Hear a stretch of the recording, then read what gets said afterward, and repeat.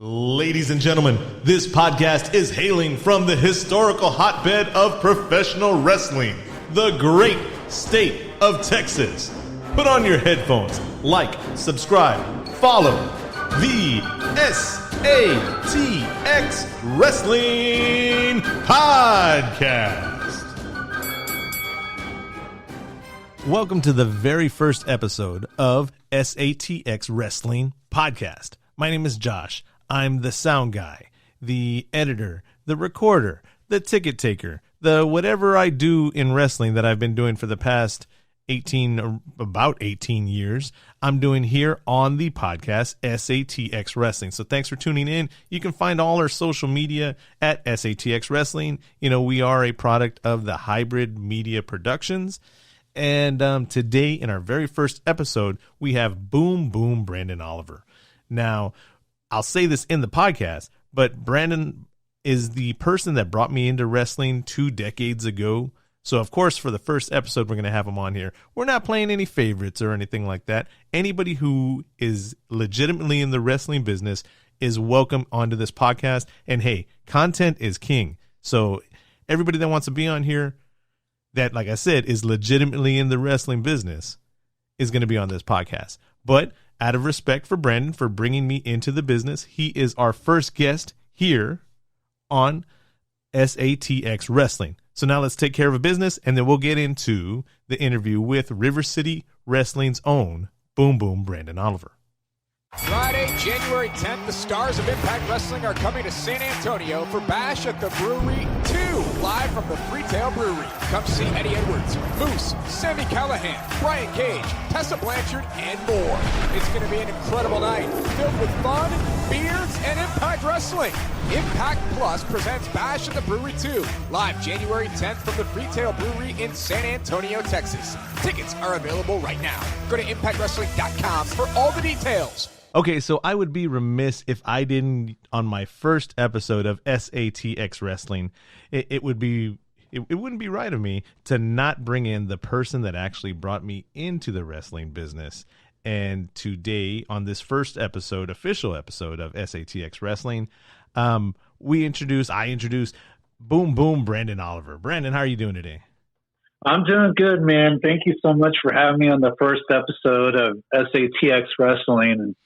And you know, we were talking right before we started this thing. I'm watching the Golden Globes right now. Yes. I hope this doesn't date the podcast, but I'm watching the Golden Globes, and it's like everybody we grew up watching looks super old right now. Like they're gray, and they got the wrinkles around their eyes and stuff. And you know, except for Jennifer Aniston and J-Lo, like those are the only two that are exempt from this. You know what I mean? Everybody else needs to figure out J-Lo and Jennifer Aniston's workout routine and talk to their plastic surgeons. And I'm saying this as I'm getting ready to munch on an acid reducer. So it's like 8:00 at night, man. This is when the acid comes up. Hey, I hear you, bro. I need to get this podcast sponsored by Tums. As much money as I spend on Tums. Well, that's the thing. I mean, it's 2020. You know, we were just talking about before the phone, like, okay, everyone that we grew up watching is old. And like all these shows I've never even heard of are winning with like these young actors that I've never seen before, you know? And it's like, man, like, I think I posted it the other day with that meme that says, you know, 2050 is the same distance as 1990 is right now. Yeah, that was very painful for me to read and then do the math and agree with.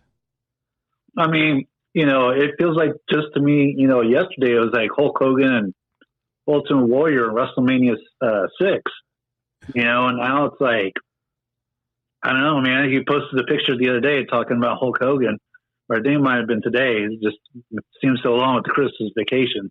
Was that the picture with his head covered with a towel and the gray beard? Yeah. Yes. That's like, man, you know, like even the Hulkster, you know, and, you know, you watch, you know, Ric Flair and all these other legends and stuff. And I mean, you know, some look great and some, you know, definitely time has aged them, but it's just amazing, man. And now you have all these young guys, and it's a brand new generation. It's a thing to look at. That, hey, man, 1990, which was awesome, was 30 years ago. And Yeah. and then in 2050, they'll be saying 2020 was 30 years ago. So it's crazy. It's crazy to think about. Now you saying that, talking about these young guys. Now when we say guys, we're talking about everybody in the business, not just the guys. But yeah, we got to be in 2020. So yes, the guys, the guys and the girls. It's like when I say dude, I'm talking about everybody. But right. But as you say that, it's something that I need to start researching myself into. I don't recognize a lot of these younger wrestlers that are super popular and all that online. That's another reason why I brought SATX Wrestling back out, because it's more the wrestlers that I recognize in the San Antonio area. And, right. and yeah, man, there's just a lot of these people that are super popular. I've fallen behind, and I don't recognize a lot of these faces. Right. And that's a part of the game. That's a part of, I know we'll get into, promoting and longevity and being successful, and is being able to know when the time is to look for new talent and to look for that new generation, to grow, to change. Yeah. That's partly why I started Young Guns last year as its own kind of separate brand, because, there are so many talented youngsters out there. And I'm going to sound like an old fart by saying youngsters, but there's so many talented guys that, we were those talented guys 20 or 30 years ago. You know what I mean? Like, we were ready to take on the world and, take it from analog to digital and all that.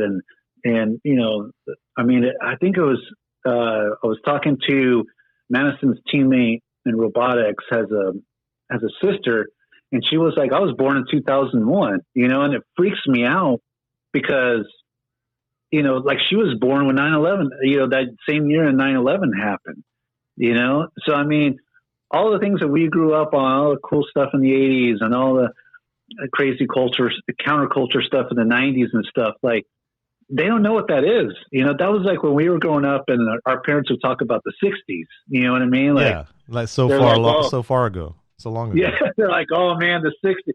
There would be the Wonder Years and all sorts of like shows where they would talk about the 60s, and the 50s, and they would have Back to the Future, go back into the 50s.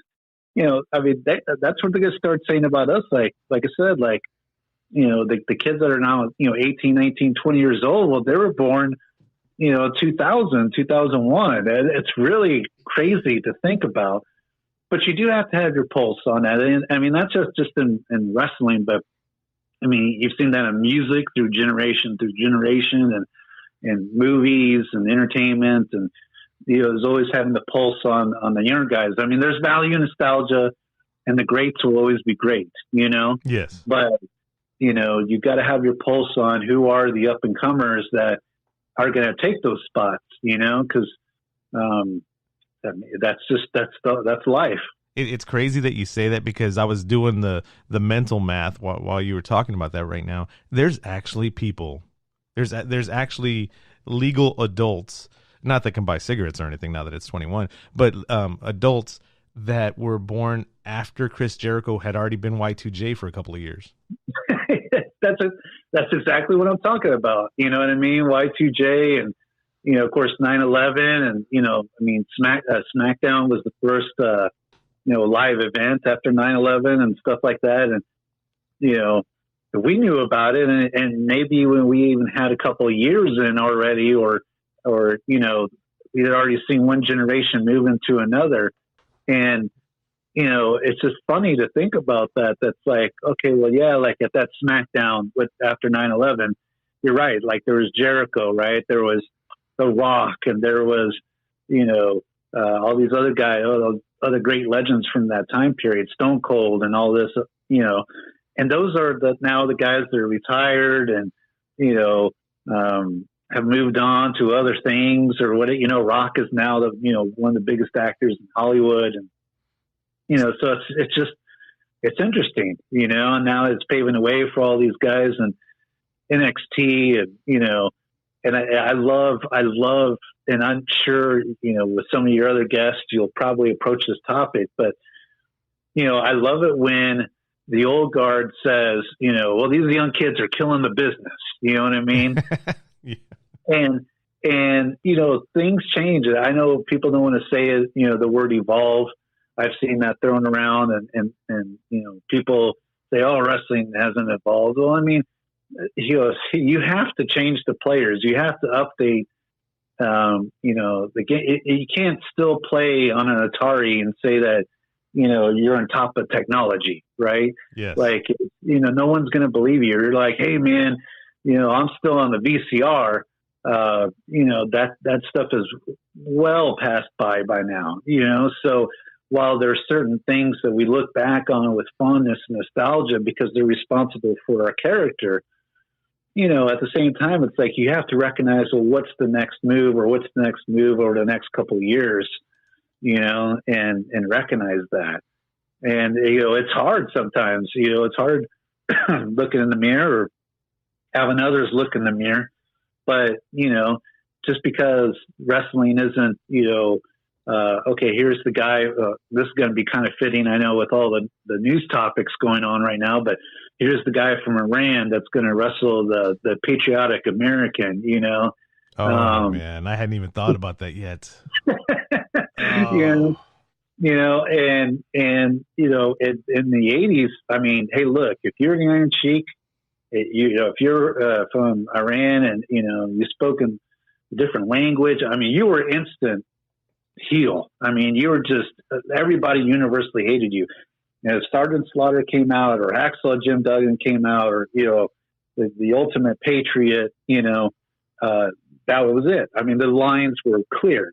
You're for this guy because he stands for these things, patriotism, et cetera, and you're against this guy because, he comes from a foreign land, right?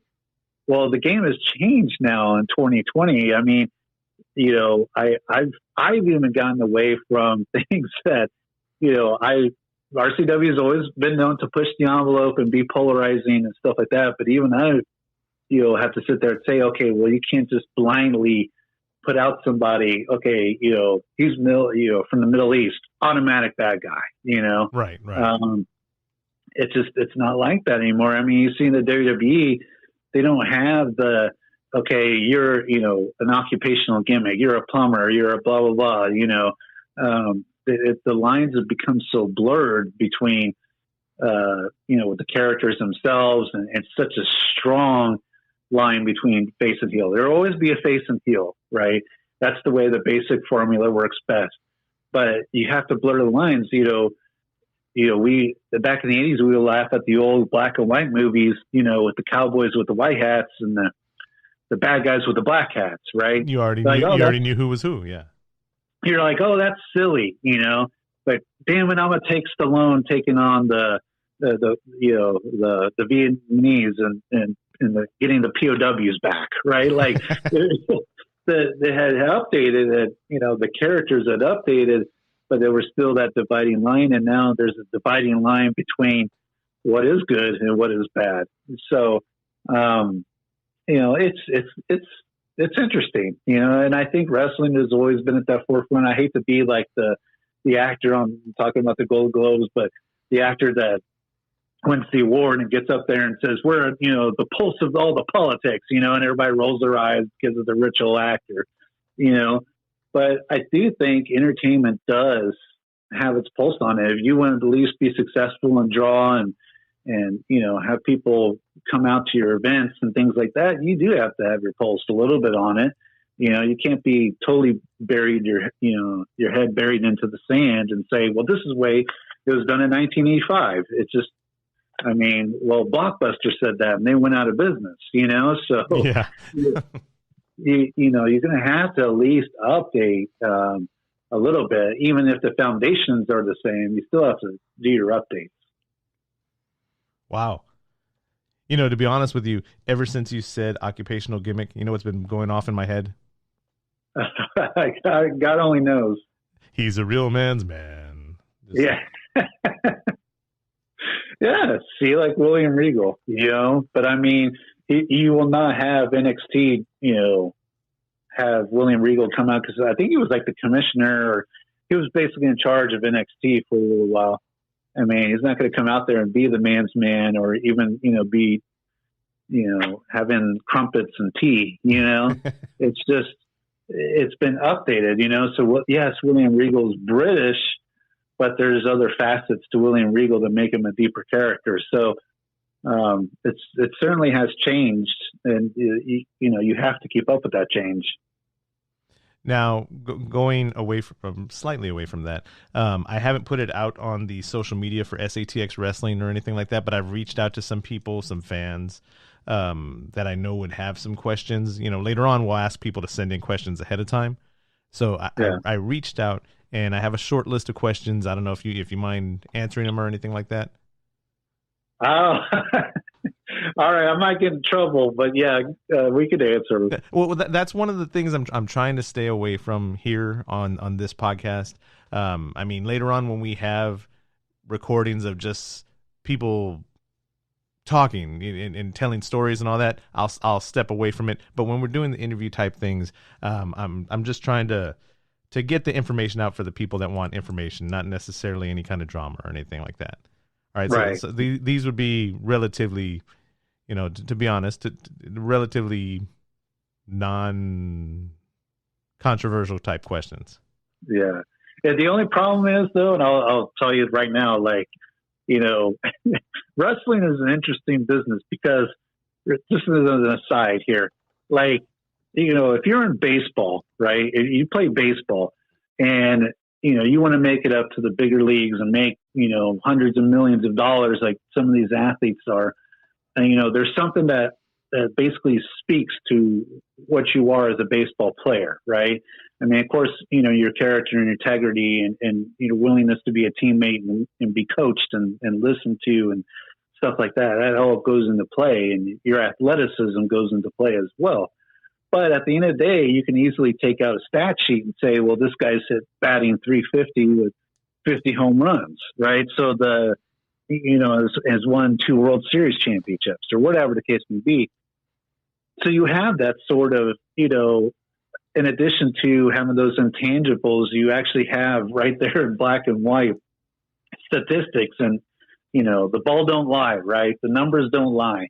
And so, there is that to fall back on. Well, and I see fans arguing, sports fans are arguing all the time. Well, this and this and this and this. Well, I'm like, well, all you could do is open a record book or open the standings or open, the score box and say, well, I don't think this guy sucks because, he averages, 20 points a game, in a league full of professionals that are all, 6'8" and taller. Right. And so wrestling, though, I feel like has, and I think particularly people of our generation and maybe even a little older, it almost feels like you always hear this expression that wrestling is an escape, right? Like wrestling is an escape from reality. That's why we like this entertainment, sports entertainment, because right, it's an escape from reality, and I think it's an escape for reality for those that are within it.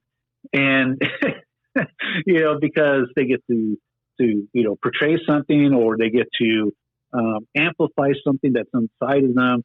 Maybe, they were like me, they were an only child that, wants attention, and growing up in that era, it was these larger than life personalities, and you yourself want to be larger than life and entertaining, even if you're a heel or a face, doesn't matter.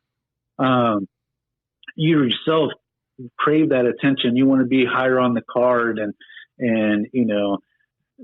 be the guy that's on the poster and be the guy that's always getting the big match and stuff like that. So, my long story here is that it's going to be hard for any guest to ever be, non-dramatic, because Yes. It's an ego-driven business.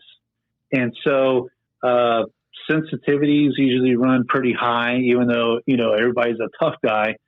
Sensitivities run very high, and, it's an ego-driven business. I mean, you have to almost be that way, at least a little bit. I'm not going to say you have to be totally guarded and ego-driven to be successful, but I think that is a definite, asset. I think it's a definite trait of someone that is going to be successful in professional wrestling. It's just, you kind of have to be that way, that doesn't mean that things could change and you can't be a little bit more open and collaborative, but I think you do have to be a little bit guarded.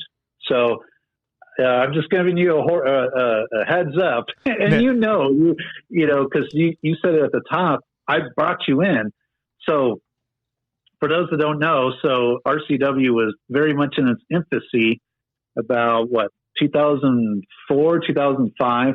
RCW started in 2002, but I'm talking about the time frame when I met Josh here.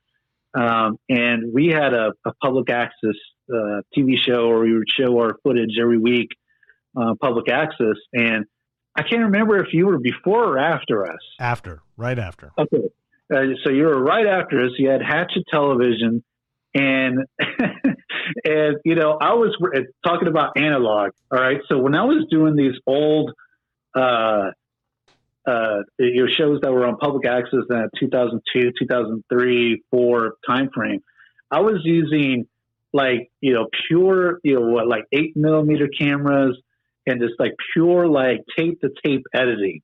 In fact, I went to an auction in San Marcos because they were selling the tape to tape editors, these big old honking editors, right?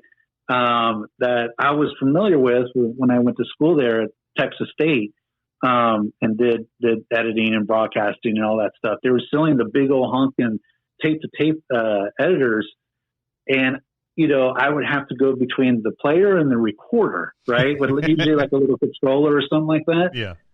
And what would happen is, the generational loss, it was a lot. Everything was analog. So every time you went from 8mm because I had to transfer that 8mm to another tape because those big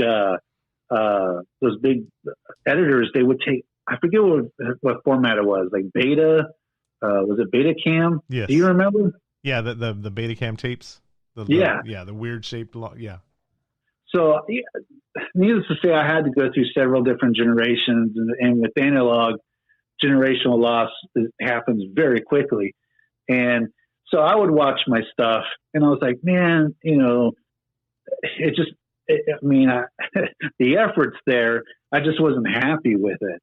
And so I was watching it, and then your show at Hatchet TV would come on right after. And to be fair, you guys were backyard wrestling, right? I considered it backyarding. I never considered it wrestling. That's where some that's where some backyarders kind of lose it in their mind. I just considered it friends beating the crap out of each other. I never considered it wrestling. It was imitating wrestling, but yeah. It's 2020. I didn't want to offend. So backyarding. And I was watching the video quality of it, and I was like, man, this is better than what we're doing, I'm trained, and I have this experience in wrestling, and, I went through college and stuff like that. And that's where we're going to get into on the more collaborative nature. It's like, well, why wouldn't I take the opportunity to meet these guys that are coming on after me that are doing their production better than I am, So I think we met at an IHOP or a Denny's. Or Denny's. I knew it was a breakfast place. Denny's and IHOP's very important in wrestling, by the way. They are. They're like Buc-ee's now, right? Yes. Everybody talks about when they got the road trip, they got to stop by Buc-ee's. IHOP and Denny's were pretty important. So, we met up, and the first things I told you was look, you're not going to make a lot of money. See, that was not to cut you off, but that was one of the things, and to let you know about some of the questions coming up. That was one of the things that I wanted to point out, but maybe in a later one. But I mean, if we're going to be straightforward and honest and everything like that, I was kind of treating you with kid gloves because I knew no matter what that I was going to catch some kind of grief for having you on first. But like I said, you're the first person to bring me into the business. And so I'm going to show you that respect by bringing you on the podcast first. And I appreciate you coming out here first. But I lost my point. What I was saying. We were talking about Denny's, and I told you you're not going to make any money. Oh, really. Yes. I mean, what you told me at that first meeting, through the ups and downs of wrestling over this almost 2 decades and now, was completely true and one of the most honest things anyone has told me in this business. Right. Yeah. I mean, the thing about me is, and I've heard everything. I've heard my name, be talked about positively. And I can't even tell you how many guys have gone through RCW and how many have gone on to television and how many couples I'm responsible for, or RCW is responsible. I can't tell you how many I've seen get married, even get married and divorced, just by being involved with RCW in some capacity, whether it's going to the shows or actually on the shows or peripherally or whatever. We've seen people go to RCW shows with their parents as small children and them now graduate out of college, get married, and have kids of their own. Right. And so, on that same breath, I've more than had my name, dragged into the mud and things of that nature. But the thing about it is I've always tried to be honest, and I've always tried to take care of the guys. I don't think I have any things you could hear about me. I don't think one of the ones you would hear is that, Brandon stiffed me or Brandon didn't pay me or whatever. Well, even if it was at a great loss to me, it was important to take care of the guys that worked for me. So whatever the agreement was, whether it's big agreement or small agreement, I always tried to at least, take care of everybody. That was very important to me. And the other thing is being honest.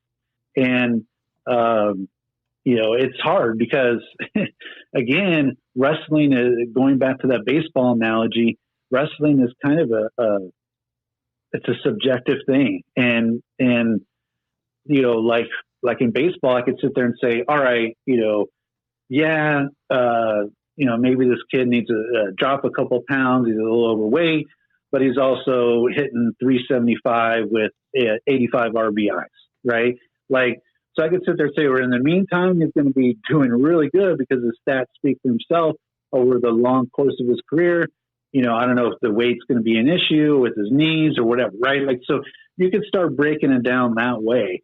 With wrestling, there isn't anything like that, It's kind of this, I don't want to say mythical, but it's kind of like, well, they're drawing power, Well, what is that exactly, I mean, you can obviously tell when houses are up or down. That's a no-brainer. But what? In other words, like if your guy's on a show, and you look out in the crowd, and then you sit there and say, "Well, I'm no longer on that show anymore. I'm no longer with that promotion," and that promotion's still drawing the same amount of people. Even let's say you took a couple individuals away from that promotion. At the end of the day,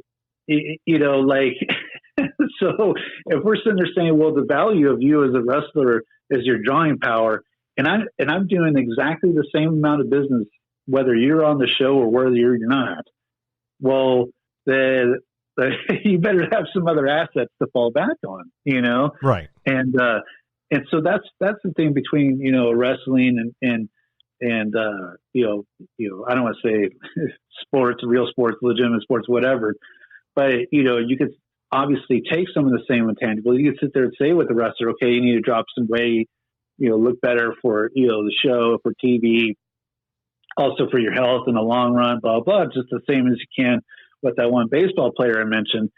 But but he's also got facts behind him too, whereas the wrestler really doesn't, so you have to sit there and you have to come up, and there are ways actually to determine a wrestler's value, other than the blanket drawing power. And, but you kind of have to, find out what those are, and you have to, it might be different for, other people. Like I said, the foundation may be there, but, maybe this promotion values these things over others. So, but yeah, I've always tried to be honest in that fact that, what I think the people that comes to our show, want to see. Now, I was going to take a slight jab at you earlier when you brought up the baseball statistics, and you went in this run talking about it right now. You kind of beat me to the point. I was going to say that's Brandon's way of bringing in the longevity of RCW River City Wrestling. Excuse me. Absolutely. Absolutely. I was like, that's what, that was one of the questions talking about the longevity of RCW. I was going to bring that towards the end, but I mean, you already went into that right now, and you beat me to the jab. So, yeah. Right. If I had a nickel for every time someone sat there and said, we're going to put RCW out of business, or we're going to make our own promotion, or I'm going to do it bigger and better, or, whatever, I could probably book Hulk Hogan. You know what I mean? Like for a match, not just an autograph signing, for a match. Right. Yes. And so I'll get into something else in a second, but the thing about it is I'm extremely proud of the longevity RCW has, because not everybody has that. A lot of promotions are quick start companies that jump in, they have these big ideals, or they chatted with some local guys on Facebook or whatever. So they made a wrestling company. And oh man, this is harder than I thought. Oh man, I just took a $2,000 hit. Oh man, I didn't expect these little things in the background to come into play. I thought it was just you put wrestler A with wrestler B and call yourself a promoter. So I'm extremely proud of that, especially because, and I'm going to be upfront. I let off with this with, if I had a nickel for every time someone says, I'm going to take out RCW, and believe me, I feel that and I hear that. And I've seen it in private messages and things like that. So I know it's there. Even if someone sits there and says, oh man, I'm not worried about what RCW says, I know they're lying. But the fact is that time after time, regardless of the situation, RCW has made it through, and honestly, not just made it through, but usually came out for the better. And I'm extremely proud of that. I mean, since 2002, so this is now our 18th year running, and admittedly, and this is something maybe a deeper question we can get into, but admittedly, I probably started a little bit earlier than I should have. Like if I had to list regrets, that would be among them. That's not the first time you've told me that, and maybe the first time you've said that publicly, but yeah, right. We've definitely had that conversation before. Right. Admittedly, I started earlier than I probably should have, but hindsight is always 20/20, and there's nothing you could do about the past as well. So if you're going to sit there and always dwell on, what happened in 2002 and what happened in 2005 and 2007 and stuff. I mean, I'm not going to sit there and say that the past won't leave a scar. It will, but those scars ultimately tell a story, and you have to use those to lead you into the future.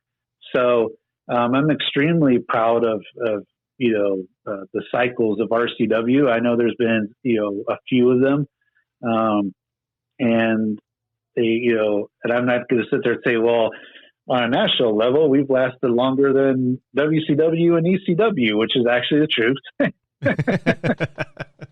We have lasted exactly the same amount of time as TNA or Impact.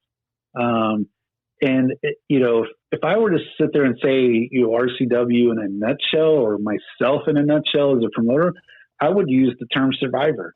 And in that, dealing with some huge things, very dramatic things, very, personal things, very, things that, for other people, they just sit there and say, you know what, man, I mean, this is a fun hobby. This is a fun passion. I'm just not getting back what I'm putting in return. And, they would sit there and say, oh, well, we're going to take a hiatus, or we're going to, close for a while, or, bring it back. I love the fact that we have always been consistent, that we have always pushed ourselves, no matter who's involved, no matter who's not involved, or who's gunning against this. It shows that we're a survivor. And I think that says something. It says something about us. Now, for transparency reasons, bringing all that up, this isn't a two-sided coin. It's like one of those role-playing 20-sided dice type things. I've been on a couple of those sides. I've been on like I said, for transparency, I've been on the screw RCW side. And then I've been on talking about promoters and letting stuff, falling off and stopping. And then I've been on the side of, you know what, I'm going to do this, and we're not going to have any kind of shot towards RCW or anything like that. Just do our own thing. And I did not succeed with that. So, just to point that out, it's not something that, hey, Josh and Brandon are friends, so I'm not going to bring up, any of that stuff. But I've been on that side of it. Sure, yeah. And go ahead. Here's the thing, though. It's 2020. I believe. I'm sure you can recall to the day of certain things, but but it's 2020. We're both older. We're both wiser. And again, that when I'm talking about the scars are still there. You know what I mean? Like, the scars will always be there, but there are chapters of a story that lead you to the person that you are. I believe that. I'm a better person. I believe you're a better person.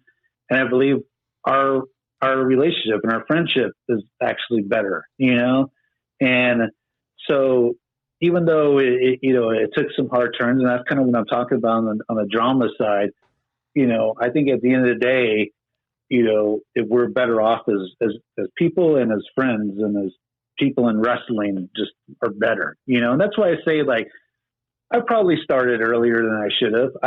I probably did, but again, I can't jump back into a DeLorean and change that. You know what I mean? The past is there.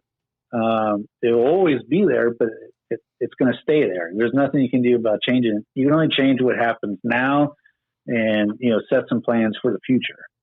So, you just have to use that for better people. Even for me, and talking about letting people do their own things and stuff like that. Like, for the longest time, admittedly, I would be in everyone's business pretty much. And, and try to dictate it because I thought that would benefit me and benefit the company.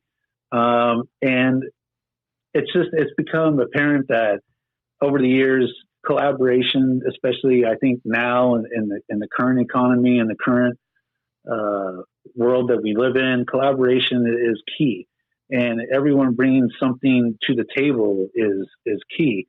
And to try to not take it so personally, and that's easier said than done because there's still some stuff that'll come up, and I'll take it personally. But I think I'm able to handle it differently.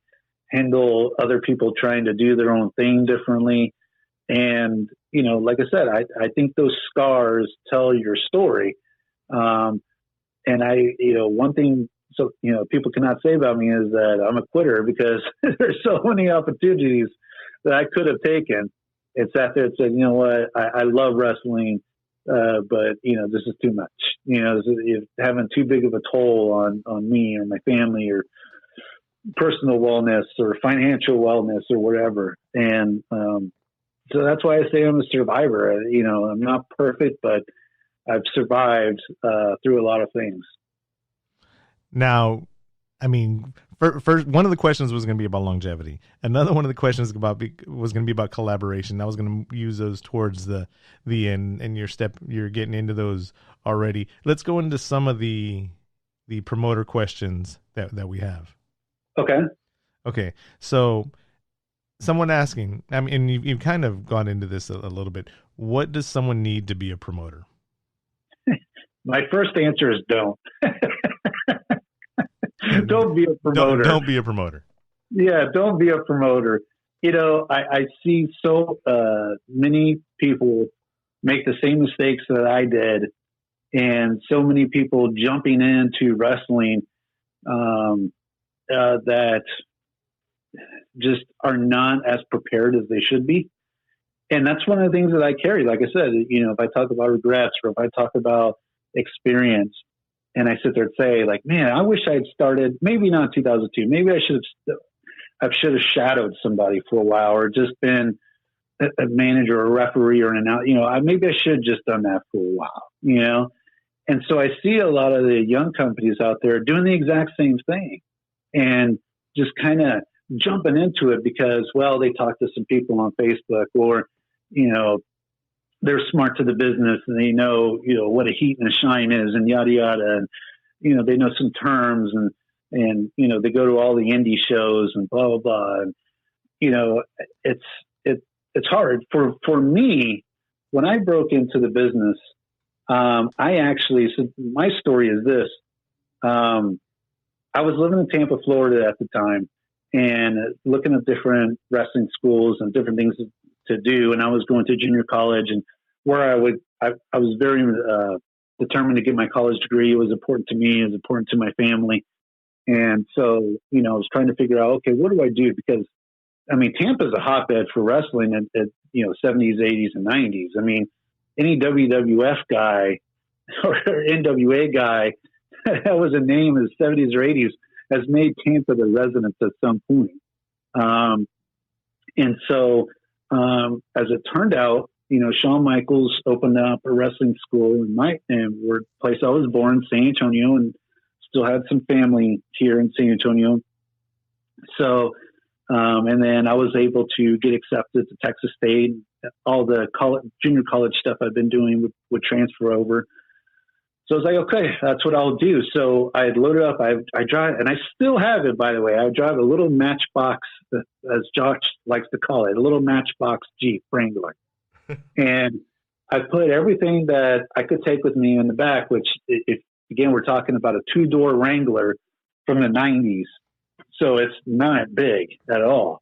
And I came out here, and, you know, I didn't know, other than 3 family members and, you know, maybe like a couple like grade school friends that, you know, like I haven't talked to in a while. I didn't know anybody, you know, so I just moved out here and I got in an apartment with 4 other college students.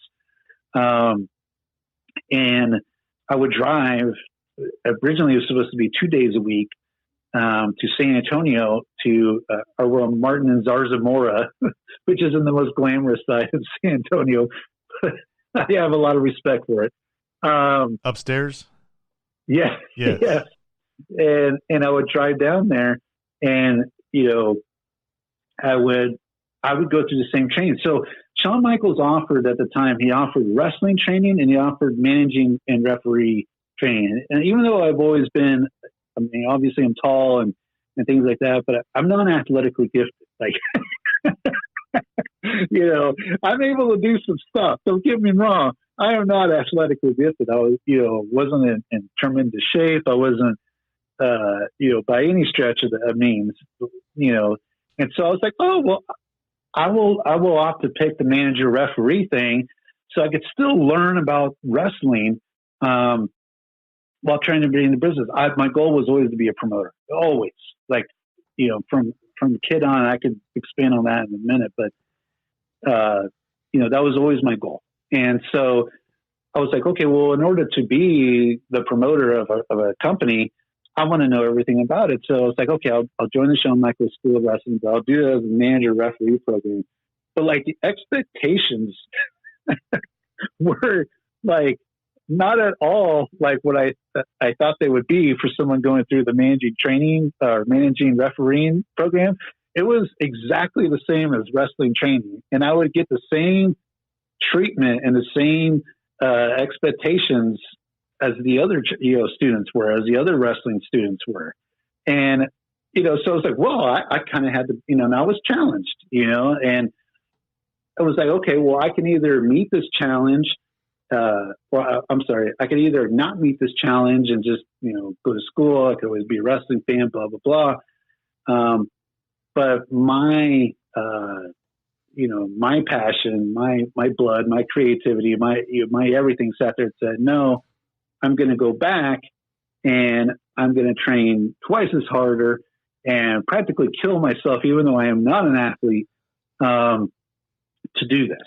And so I started going 3 days a week. I lied to a college professor to get out of his Wednesday class. I said I had a TV internship. I was like, well, that's kind of true, because back then Shawn Michaels had TV for the TWA. Yes. And so I was like, oh, and college professors love that. Believe me, I've worked for a university most of my professional life. So, you throw that, right. Yeah, you throw that internship word around and they'll give you all the slack that you need. So I started, training 3 times a week and really trying hard. Because like I said, the expectations were a little bit different than I thought they were going to be, but that's fine. And I can rise to them. And I feel that I did that. Out of my class, I was the first one to be in a show. I remember things like, Shawn Michaels saying, well, I wasn't really watching the match. I was watching Brandon referee the match, blah, blah, blah. And, I remember doing a TWA show and Shawn Michaels was going off on the guys and was like, how come, I could train referees, but I can't train wrestlers or something like that. Right. And I felt like all the eyes in the room, looking at me. Yeah, that's not going to be very safe. So, and I mean, I paid my tuition. I paid it on time. I, did, all the other things and all the other little pay your dues type of things and stuff like that. And, and that's where I see the difference being in someone jumping into wrestling now is because the avenues for them to jump into wrestling are so much wider than they were back then. Back then, and even before me, like it was almost mafia style. You had to be made, right? You had to, find a guy. The guy really, stretched you and really pushed you to your limits. And if you stuck around, okay, cool. You know what I mean? And so now it just seems like, well, and I can also elaborate on that too. Can I say it? Can I say it? What? Now you just need a social media account and some money. Well, yeah, so every state is different. And for the great state of Texas, it is deregulated to where basically, yeah, you're right. I mean, if you have some money and you have a Facebook or you have a Twitter or whatever, you're a wrestling promoter. That's the prerequisites, basically. And you're going to fail. You're going to fail horribly. Right. And I'll be honest, and I don't really admit this, but I'm on my friend's podcast, so I'll do it. I've been trying to find the right politician or the right person to regulate wrestling again, because, and I don't mean over-regulation, because government can absolutely over-regulate the hell out of anything, but just to lay some common sense. Basic requirements to be a wrestling promoter, a license, insurance, security and medics at every event, just like some basic guidelines that where, those that are serious, you'll sit there and say, oh, well, I have to pay more now for a license, or I'll have to pay more, I have to actually pay my sales taxes, which is another big thing. But, or I have to pay for, medic, or I have to pay for legitimate security, not just wrestling students, but I have to get the local PD or the local sheriff's office to provide security or whatever. But the thing is that if a person is serious about it, they'll find a way. You know what I mean? Yes. Just as I sat there and said, oh, well, I don't have a whole lot of money, and, I only drive it, I'm living in Tampa, how can I, get into the wrestling business through Shawn Michaels Academy? Well, I made it happen. I made it work, and so that's kind of the survival thing a little bit is that there's some basic requirements to running a wrestling promotion. If it's like $250 for an annual license or something like that, you will find the way to pay that license. Now, if you let me interject on here, I don't mean to stop your flow on this, but I've, especially in the past 5 to 10 years, the way that I've looked at regulation, it's just like getting your car inspected. Right. Because somebody could have a brand new car, it's safe for their family and all that, and then some idiot has their hoopty that they've been driving around since 1960 whatever, and they bought it from their cousin, and there's no license on it, there's no whatever, and it's got horrible brakes, and hey, I'm just going to go to my job from here to there, but then they plow into somebody else because they're not safe. They don't have what they should have just to be on the road with everybody else. Right. That's my analogy for regulation in wrestling. Right. And to take it one step further, imagine if there wasn't even that, right? Like you didn't even, you weren't even required to have liability insurance. You weren't even required to make sure that your blinkers come on during the inspection. Imagine there was nothing at all. You know what I mean? It makes it even worse, So I think just having some basic requirements to me is not a big deal. You will get them, You want to drive a car legally, you got to have liability insurance. You have bad credit, whatever. Well, you're going to find a way to make it happen if you need to get to work. You know what I mean? Yeah. So, if you got to go to, Joe's insurance company down the street, you'll make it happen. So, I think having some basic requirements, because absolutely, government can regulate the hell out of something and make it absolutely miserable. I don't want that. But what I want is at least, a good minimum for promoters to at least start. And then, that will weed out the guys that, are doing one-time things or, are leaning on other people or, just don't have, the real chutzpah. my favorite reasoning that I've heard for people starting their promotions. Are you ready for this? What? I'm gonna fix wrestling. Oh yeah, yeah. And the thing about it is, and I'm gonna make some very diehard fans upset with this. Nobody is going to be WWE. It's not going to happen. I know people, want it to happen and want, new people to take over and stuff like that.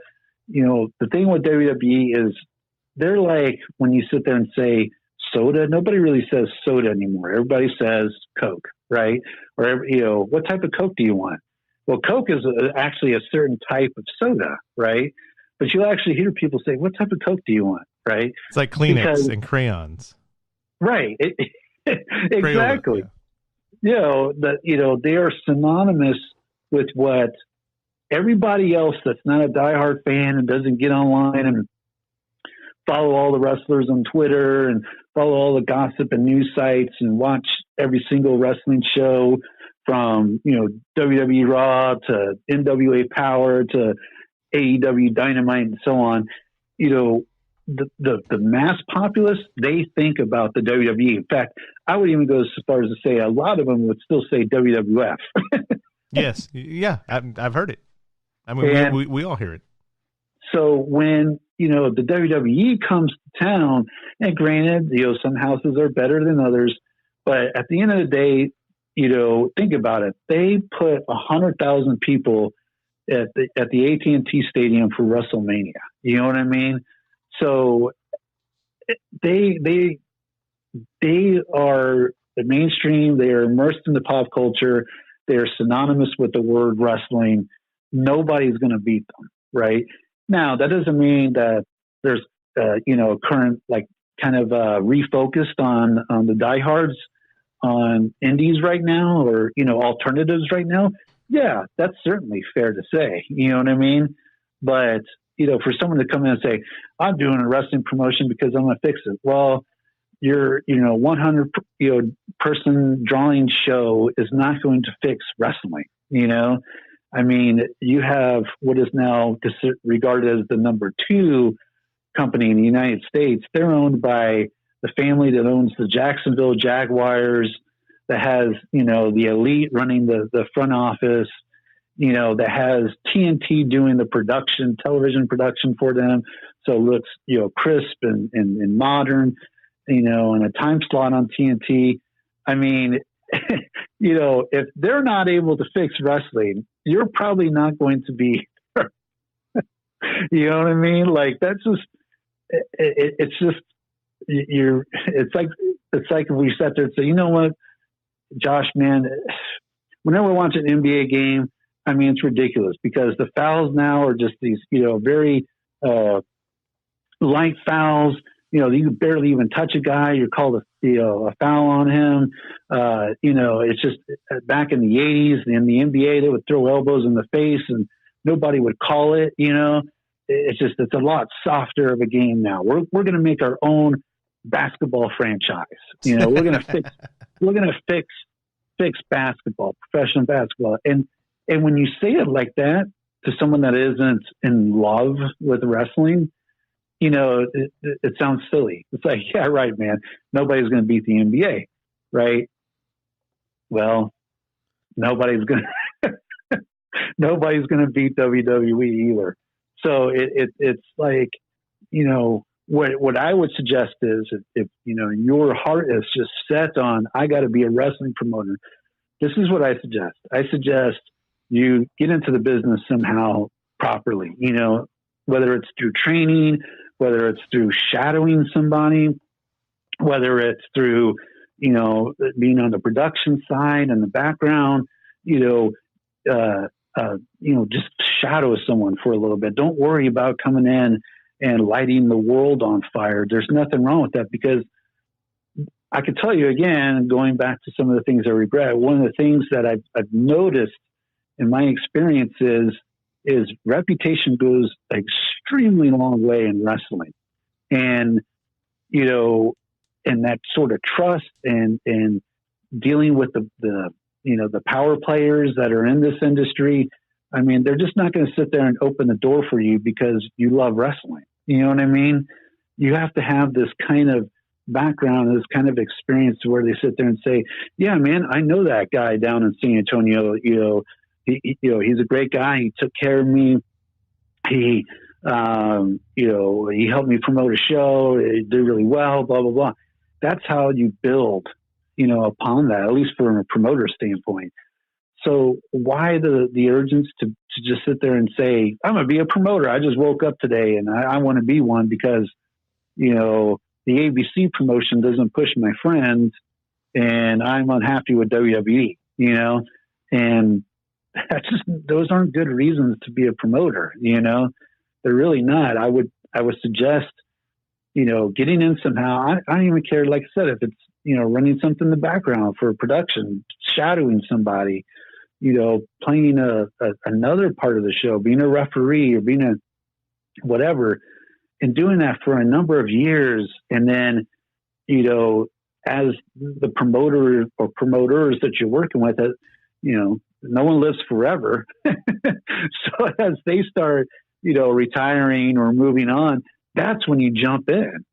That's when you sit there and say, I want to be a promoter because, Bob is thinking about, getting out of the business for a while. That's when you do it. To me, that's the ideal. If I were to go back in time and do it over, hindsight 2020, that's probably what I would have done. And I would advocate somebody doing is like, just do that, just be a part of that, and, let the talent on the shows get to know you, be the guy that's dependable, be the guy that's, that you can go to whenever you need something. that builds that trust, right? Just coming in and be like, well, hell, man, I'm friends. I know I could get the, local restaurant to, sponsor the wrestling. I mean, that's cool, but why don't, instead of you being a promoter, why don't you be the guy that gets the sponsors? You know what I mean? And guess what? As you're getting sponsors and as you're building your relationships up, when it comes time for you to ascend to being a promoter, you have those, that would be my suggestion. It's clearly not being done at all. Like in Texas, I don't really see it. I see I've gone to wrestling indie shows for about the past 2 years, and I'm a promoter now, and I love Raw, so I'm going to be a promoter now. And it's just, to me, if I could give that sort of advice, is that, and they may not feel it right away, but it will happen. And, is just be patient and just, really build up that reputation before you take the plunge. To go into a band reference, because I was in band many, many, many years ago in high school. Not everybody can be a soloist. Sometimes you need that second chair, third chair. You need to build the base and the foundation. And right. It's everybody can't solo. Well, there's nothing, again, going back to deregulation, Texas, and just even the way wrestling works, pretty much anywhere, there's not a lot of accountability, on the promoters. There's not a lot of accountability on people being in the business. There's, like I said, I mean, nobody, I think I posted or shared a wrestler's status the other day about how wrestlers should be prepared. To me, to the people that I've seen that have made it to bigger and better levels, they did travel the road of hard work. That is true. They did travel it, but they also traveled the road of preparation. And preparation and hard work are not the same thing. And so I can't tell you how many times that, I've worked with a local guy or whatever, and I'm like, all right, man, I'm going to book you for the show. Can you send me over a promo pic? And I get this picture that's god awful. You know what I mean? It's just, horrible lighting, or they don't have one at all, or, can you send me, I think it said in there, send me your theme music. That should be like, I mean, there's so many tools right now that are available. I mean, you should have a Google Drive with a folder that has your resume, copywritten music, non-copyrighted music. And actually, I could tell you from experience that having non-copyrighted music is important because, I'm getting ready to do a thing with Impact, and I did a thing with Impact last summer. And the thing about Impact is, okay, if you get that shot, you're not going to be able to come out to, your copyrighted jam. You know what I mean? With that being said, me being the sound guy, that's the predominant role that I've played, the sound person, the whatever. I don't know how many times I've been handed a scratch CD and that's the only thing that they've had. And lately it's like, well, can't you go to YouTube? That's the response I get. But I remember back in the day when we had Davari right on in RCW, and he had a production person email me that his song, this is way, way, way back in the day. And I had been telling people back then, hey, can't you just, don't you have an MP3? Can't you put this in your email? And telling people that they should have a non-copyrighted song. And then everybody has their favorite song they want to come out to and all that. And people looked at me like I was stupid. And then when you reposted this the other day and you shared it to me, I'm like, yeah, this guy says it. He's a genius. I've been saying it for 15 years. Well, it's true. I think, again, going back to the attention seeker that a lot of people, a lot of us in wrestling are, I mean, hell, myself included. We tend to sit there and say, well, I know how to work a match. And I've been working matches for 3 or 4 years now. And, I've wrestled here, and here, and, blah, blah, blah. I mean, hard work doesn't always equal success. You know, there's plenty of hardworking people that are not successful, you know, and they get up every day and they go to work and they work hard, and then they come home and at the end of the day, they're still not successful. You know, it's because there's other elements other than hard work. Yes, you do. You need to look the part. You need to get in the gym. You need to, you know, work on your athleticism and work on, you know, your abilities inside the ring and your character and all that. Absolutely. Like, you know, you have to work hard, right? But you also have to be prepared, because usually when opportunity knocks, if it knocks at all, but usually when opportunity knocks, it's not very long. You know, they don't keep that door open for you for very long.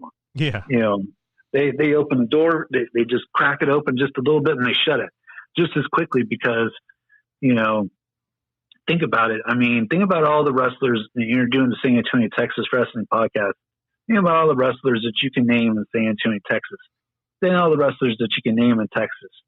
Then amplify that by all 50 states, you know, and the United States of America. That's a lot of wrestlers, you know. So they all want the same thing, man. They, you know, they want to be on TV. They, you know, they want to sit there and do this for a living. And I don't care how many indie wrestlers BS their way and say, I do this for a living. I call BS. If you're only making, you know, $50, I mean, hell, even $100 a match, you know, 2 times or 3 times a weekend, and you're making a living on that, like, I want to see that. I want to see your debt and your bills, because I don't believe it, you know?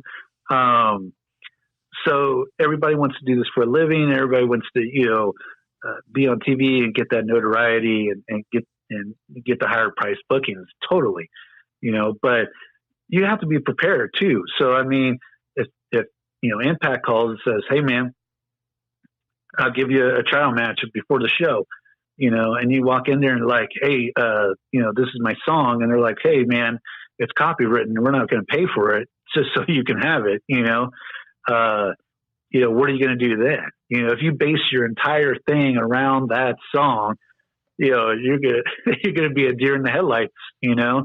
You have to pick some random song in their library and hope it works somehow. So, you know, but it goes beyond just songs. I mean, you know, I saw. What do you mean I can't use my Static X song? Yeah.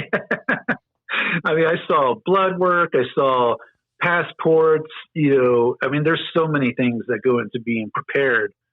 So when it is your chance, when that rare opportunity does knock, you know, you're ready to kick the door open. You're not just like, oh man, I got to go find this stuff, you know? I mean, you should already have it. You should already be prepared and ready to go. So, you know, this kind of runs into all the questions I was going to ask. I'll just throw those questions out. You know, what was the biggest obstacle about being a promoter? What advice do you have for young wrestlers to get noticed? And talking about collaboration, you've run into all these things one way or another over this past hour or so. Do you have anything else you want to add to those? Well, yeah, I mean, I could talk forever. But I mean, one other obstacle, again, talking about WWE and being mainstream, you know, you have to think about it. You're going to be a promoter, and generally speaking, and I mean, I know that there's diehards out there that will say, this indie guy from such and such, you know, wrestling promotion and this city over here, oh man, he's great and he's world famous. That, you know, has Twitter followers from all around the world. That may be true. But then you sit there and you say, in my own market, right? You know, am I going to sit there and draw enough people in? Am I going to get enough buyers to where, let's just say your goal is to break even, right? So right now, what's like we were talking about, what general public thinks about when they hear wrestling, when they say, hey, I'm a wrestling promoter, I'm a wrestler, they automatically assume WWE, and they try to put you in that environment, right? Yes. So if they're evaluating you and, you know, you're, you know, there's nothing wrong with being a lightweight guy, but let's say you're $150, but just not in shape, you know, and non-athletic and stuff like that. And you're like, yeah, man, I'm a wrestler. They're already comparing you to like John Cena and Batista and, The Rock, and, yeah. Hulk Hogan and so on and so forth. Like, they already in their mind are associating with you with that. So if they're looking at you and they're like, man, I can kick this guy's ass. You know what I mean? Like, this guy's a wrestler, same thing with wrestling promotions. Like, if you go in there to any corporation, any company, you said, just say, I'm a wrestling company and I want you to sponsor my show, right? They already envision it. You're running at the AT&T Center with pyro and, all these famous guys being on the show, right? They automatically assume that, that's the hard sell. That to me is the hardest sell of being an indie wrestling promoter, because right now you could pay $9.95 a month. You can have wrestling 24/7 on the WWE network. WWE's on, Mondays and Fridays with SmackDown, Wednesdays with NXT. You got AEW with their show on Wednesdays. You have NWA Power with their show on Tuesdays. You have Impact with their show on Access. You got New Japan with their TV show and all this other stuff, right? Like, it's all coming to their living room for pretty we grew up in an era where if you wanted to buy the pay-per-view, going back to like WCW, WWF era, like those pay-per-views were like $50 or like $40 for what you're spending on one pay-per-view back then. You get half a year. Yeah, you young people, going back to the old thing, you young people don't even understand, like, having to sit there and be like, all right, WWF and WCW had a pay-per-view every month. Sometimes ECW would throw in their pay-per-view, and you had to sit there. You're like, oh man, I want to watch both, and if I want to do it legally, then I have to pay $49.95 for this pay-per-view this month, as well as this other one this month. So I'm spending like $100-something on pay-per-view, They've never had to go to the flea market to the creepy guy that has the adult videos and then the box next to it of the wrestling tapes, so you can see Mick Foley. Right. Yeah. So right now at the without them having to get dressed, go outside, they could just sit on their couch and, burp and fart and eat snacks and blah, blah, blah, and watch the best in the world, and whoever you say the best in the world is, it's AEW, it's New Japan, blah, blah. If that's what whets your appetite, guess what? You got it for free on your television, and so we're sitting there saying, okay, I want you to come out to, this venue, it's a bar or a gym, or, VFW, or, any one of those types of places. And, see, for the most part, some guys you never heard of, even if maybe some of them, the diehards know, but you probably don't know. And then, maybe a couple of old guys, some guys are no longer on TV, but you may have heard of them. I remember him, right? And not only that, but each member of your family is going to pay, whether it's $10, $20, whatever the case may be, for a night out, that's a hard sell, and I see, again, going back to the mistake that promoters make, that I made, is that they think just by having a marquee, just by having wrestling in the marquee, just by having a venue with a ring inside of it and a Facebook page, like, those things do not mean you're a marketing genius. You know what I mean? You're not actually doing the art of promoting and marketing. You're just having a shindig, basically. You're having like a little get together, And so, if that means you're a marketing genius or a promoter or guru, well, then anyone that's ever had a birthday party would be a promoter. You know what I mean? Like, anyone that's ever had a wedding would be a promoter, Not you saying that, it reminds me of, you don't only need to bring in your friends and family, because 9 times out of 10, they don't want to pay. But you have to get the people out there that don't know what you're doing, that don't have their eye on you, that don't have their finger on the pulse of your Facebook account or your social media. Right. Yeah. And there's so much more that goes into marketing. Like, I'm not trying to. You don't want to give away all the secrets. Right. Well, I don't want to toot my own horn. And like you were saying, the drama thing, and people, but I mean, I'm just going to sit there and say I've been running shows for close to 2 decades, and I make a good living, not a great living, but a good living in marketing as a professional. Like, that's what pays for my house. That's what pays all my bills. That's what, keeps my family healthy and happy. And so I do know some things about actual marketing strategies and things of that nature. So, and what I see a lot of the times, and I would say in the vast majority of cases is, it's more of like a club than it is an actual business that is being promoted and marketed as a product. And there's a big difference. It is a big difference. And even though the club feels like fun and you're a part of something, and yeah, man, I'm a part of this club, and hell with everybody else, all those other losers, you know what I mean? I'm a part of this club. That's not marketing. That's just, like I said, it's like running an association or running a club, or, you know what I mean? It's not actual marketing a product, and I mean, I don't want to ruffle anybody's feathers, but I haven't seen a whole lot of people here actually do that. It's more of the club thing than an actual marketing of a product thing. Right. did I lose it? I got lost there.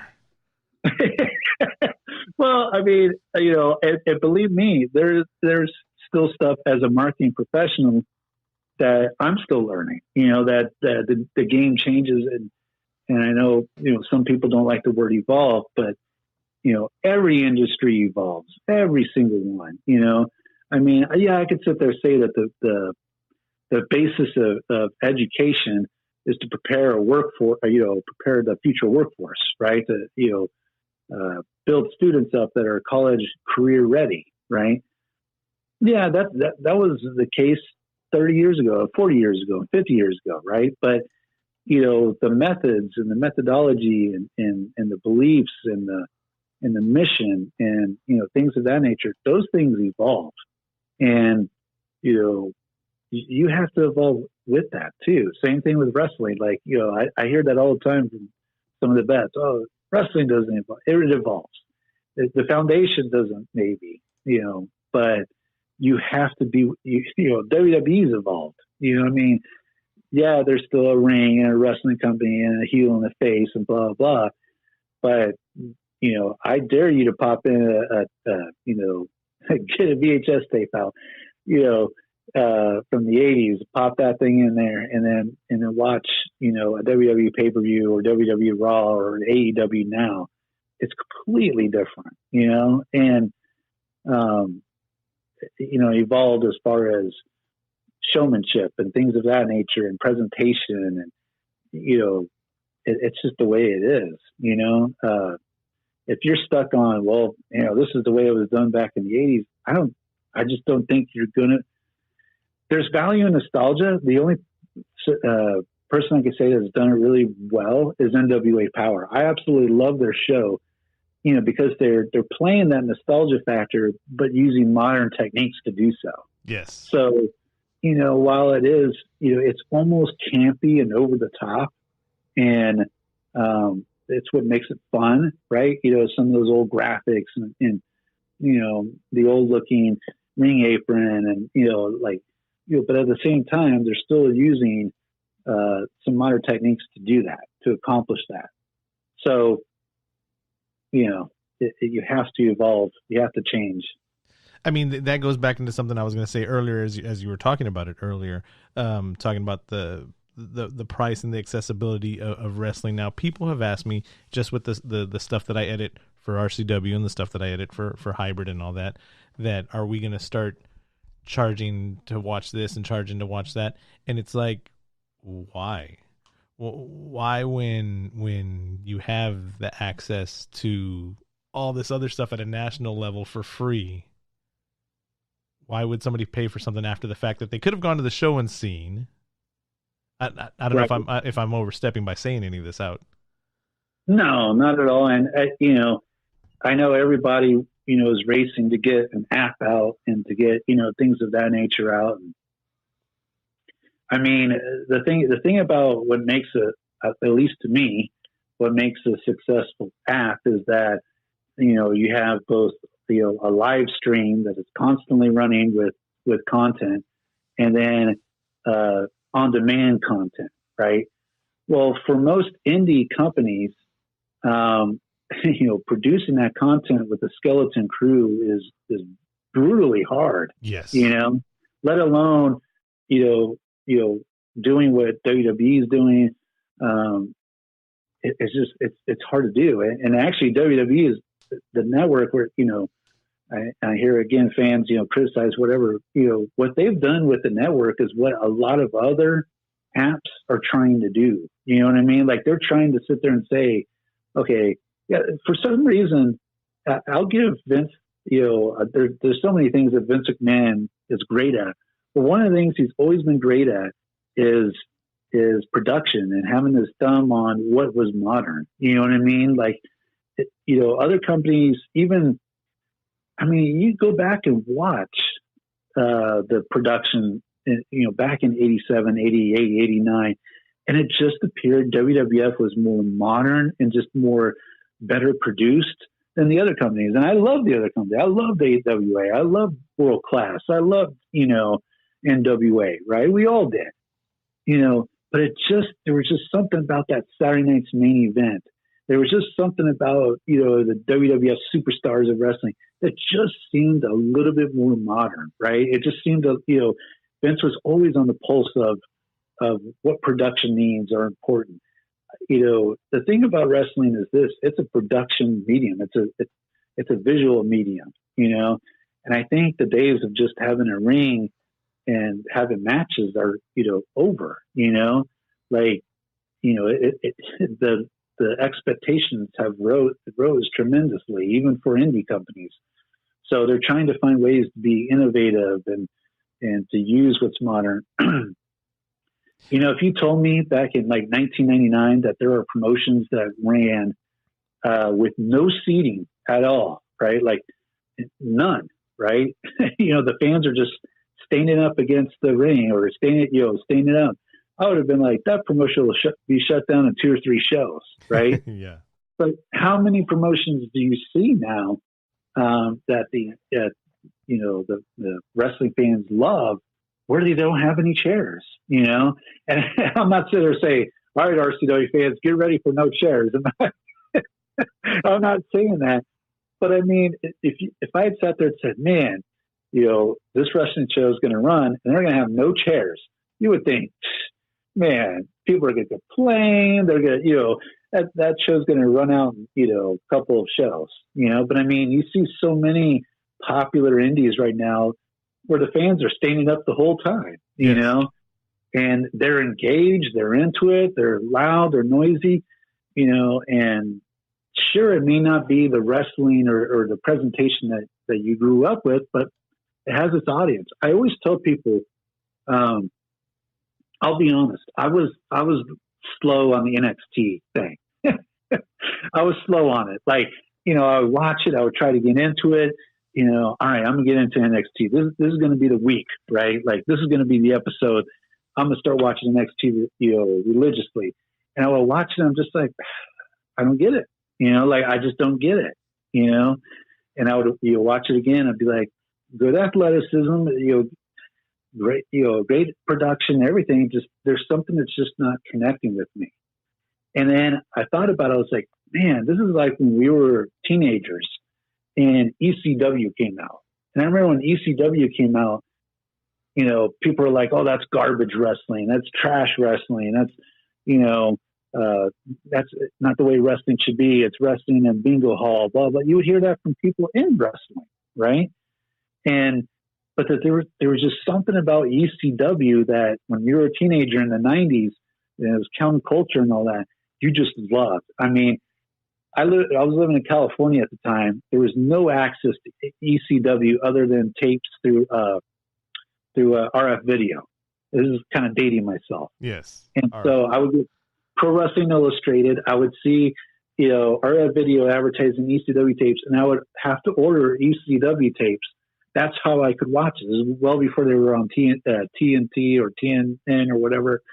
That was the only way I could see ECW. But I mean, I saved up my money, and I was like, I got to see Sabu versus Taz, right? Like, I got, because that was my wrestling. You know what I mean? Like that, it was different. It was cool. Then WCW just started doing the NWO stuff. WWE started doing the Attitude stuff. That was, I was like, man, that's my wrestling, right? Godfather and the Hose. There's no way you could do Godfather and the Hose anymore, or Val Venus, and things like that. But God, in 97, 98, 99, that was awesome. That was my wrestling. So I went to an NXT show during WrestleMania weekend, and I was looking at the crowd, and I was trying to gauge like what the average age was, and it was, teenage fans, young adults, and I was like, this is their wrestling, like that. That's why it doesn't necessarily connect with me, because that wasn't the wrestling I grew up on, but this is their wrestling now, So again, talking about evolving and finding a new talent and stuff like that, like. I look around and I say, this is their wrestling, and once you start looking at it through that lens, you actually gain an appreciation. I don't think I would have given AEW a chance 5 years ago, but I find myself watching and enjoying AEW, so,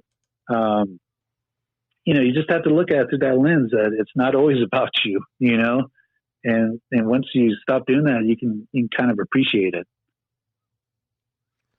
Man, this has been very interesting, this conversation here. We went directions that I didn't think we were going to go, to be honest with you. And we're going to have to set off a time on the side to record, not a second part, but I guess it would be more of a continuation, more of a conversation. We'll find somebody else to bring in to the conversation also to bounce back and talk about some of the stories over the years, the stuff that we've gone through. Are you cool with that? Oh yeah, and the thing is, I'm sure you'll have guests that will dispute, some of my philosophy, some of my beliefs. But the thing about it is that I mean, and this has also led me down the road of collaboration and understanding the value of it. Is that even though you sit there and say, okay, this is the way I view wrestling, this is the way I want to do things, and that's cool. I think you're going to interview Dunbar, correct? Yes. And so Dunbar and I, there's been times I remember telling him and his tag partners, I was like, you guys are my favorites. You guys crack me up, right? So we went from that to, absolutely, tearing at each other's throats, to now in a very good spot, because to me, Dunbar is doing something that I'm not doing, and I don't really want to do, you know what I mean? And that's okay. Like, Dunbar has the way he wants to do things, the presentation that he wants to give. And, so there's no real reason for either one of us to be threatened. You know what I mean? Like, there's no reason for me to sit there and say, okay, this is a threat. Actually, I tell people, I'm like, why don't you go to the heavy metal shows? You know what I mean? Like, if you like, this type of wrestling, ABC, this is probably for you. I always liken it to genres of music or genres of movies. You know what I mean? There's just some that you like better than others, and there's some that they like these better than others. So, going back again to what advice I would give to promoters is find something that makes you unique. You know what I mean? Like, if the other guys in town are doing, this type of wrestling, then why don't you offer this type of wrestling? If they are working with these sorts of partners in the community, instead of going to the exact same partners in the community, which, by the way, is a major pet peeve of mine. Yes.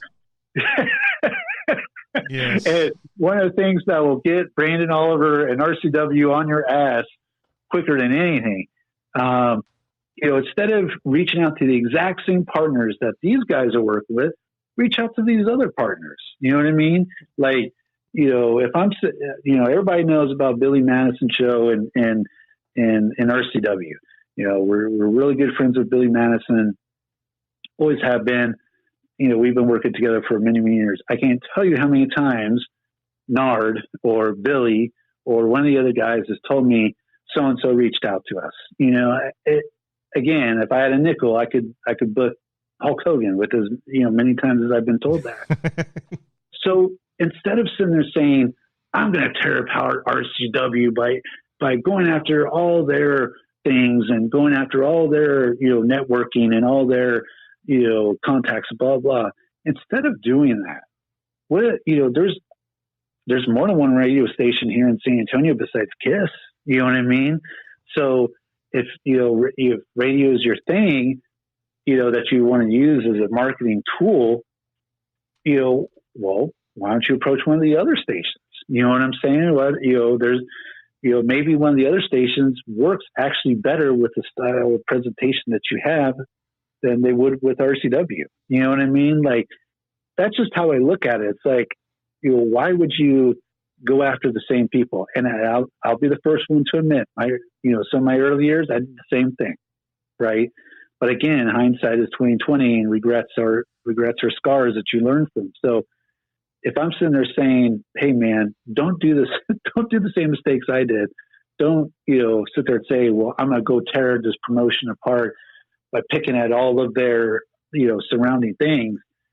You know, I'm going to instead say, this is what makes me unique. And once I started doing that, I'm telling you, it really helped me out, you know, versus, you know, well, I'm just worried about what they're doing, you know, like, well, you know, I posted a picture one time. I think it was, was it Michael Phelps or Ryan Lochte, one or the other. I think it was Phelps, right? Olympic swimmer.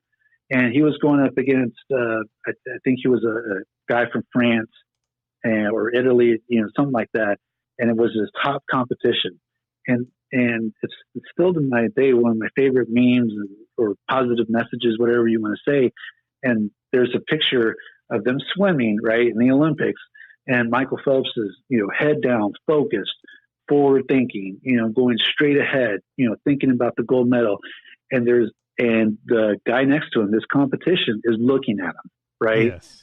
And in the end, Michael Phelps won his, you know, umpteenth gold medal and blah, blah, blah, right?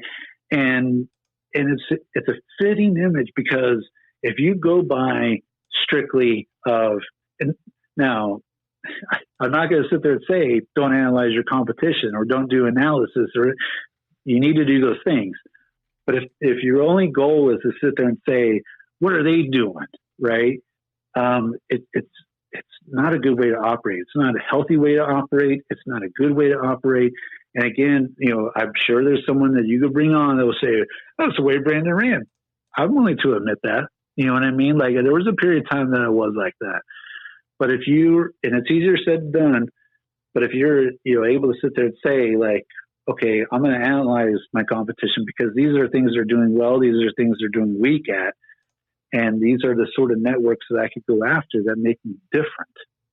That's actually when you start being strategic and start being, you know, more ahead of the game. You know, talking about hard work, it's hard work running a promotion, you know, but it's also preparation. So in that preparation, if you have that analysis, if you have, you know, it's not so over the top, but, you know, sitting there saying, okay, you know, these guys are running on Sundays, I'll take Fridays, right?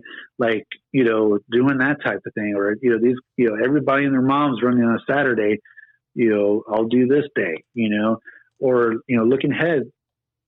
I'm sure if you bring on, you know, some promoters now, Dunbar being one of them, I actually reach out to them and say, hey, what are your dates? You know what I mean? And, you know, just to avoid a conflict. Is a conflict going to happen? Probably. Everyone, their mom is running a show right now. It's ironic that you say that, like completely ironic that you say that, because I had this, as we're talking, I had Facebook down and all that. I got this pop-up that popped up on my screen, and it was something that Dunbar had tagged me in. And I think some fans had posted that the Fight Against Cancer show that I'm doing for the American Cancer Society that you're helping out with. Thank you very much. Yeah. Somebody posted. I'm gonna say something else about this, but go on. Somebody posted that show with the 5 companies is on the same night as Heavy Metal Wrestling. Right. And then another fan put, why not both? Dunbar went in there, and this is his quote. We intentionally pushed back the start to 9 p.m. to give people enough time to make both events. We back Josh Long and his event. This was a scheduling issue that couldn't be avoided. Hope everybody is able to make both shows. Right. And what did I tell you about start times? Exactly that push your show early. Make it to you point. Yes, because I was going to have it later before finding out what was going on, and after we found out that there were 2 shows that day, you brought up, starting it earlier, and yeah, thank you. Yeah, and see, so there's ways to do it that isn't so cut. Now that's not to sit there that Dunbar and I are going to hold hands and go skipping down the street. You know what I mean? Like, he's got his thing, I got mine. But at the same time, there's still an ability to sit there and say, all right, Dunbar, you're doing these things that do not impact me other than, that you run a wrestling company in the same city, but that don't really impact me. That's perfect. You know what I mean? Like that's, you're going after these things. These are your goals and they're completely separate than mine. You're still using wrestling as a device to accomplish it, but, it doesn't really affect me. It's not really doing the same thing that I am. Right. Apples and oranges. Right. And so I'll tell you another collaboration that I'm extremely happy about that, I know people have seen that we've used, and that's, I'll talk about 2 collaborations actually. One is the Wrestling Shop, which is ran by Oscar. And Oscar has become an extremely good friend of mine. And Oscar's ran shows before, and Oscar's, tried to do his own things before. But what Oscar has done is he's created a hub. I don't want to say a safe space because that starts getting into politics. He's created a space for wrestling fans to come. And instead of me or him worrying about what the other is doing, we're collaborating on stuff to where, I'll bring a Sergeant Slaughter, or I'll bring a Hacksaw Jim Duggan, or I'll bring a $1 Million Man. And I could easily sit there and say, you know what? I mean, I have the means to do autograph signings elsewhere. You know what I'm saying? Like, I have those means, but it was better to have them there at the Wrestling Shop. You know what I mean? Like, and I'll tell people right now, even though I say, I'm partners with Oscar, I don't own the Wrestling Shop. When he sells his figures, I don't get $1 of that. You know what I mean? So, but we're able to collaborate on stuff to where it benefits him and it benefits me. You know what I mean? And it's not, it doesn't compete. It doesn't conflict or anything like that. I love that. The other one is hybrid. And, I love what Marvel's doing. And Marvel's a guy that I've butted heads with before, and, but I love what he's doing. He's doing an incredible thing. It really opened my eyes the first time I went to his school. He had 3 rings. They were all full of students. And, he had WWE guys training them. And, he was like, I care about my students. And even, when he ran shows, there was still the, here they go. They're going to start running shows. But he was doing shows for his students. They were, student driven, student focused. They were, it was all about hybrid. It was all about what they were doing as a training program.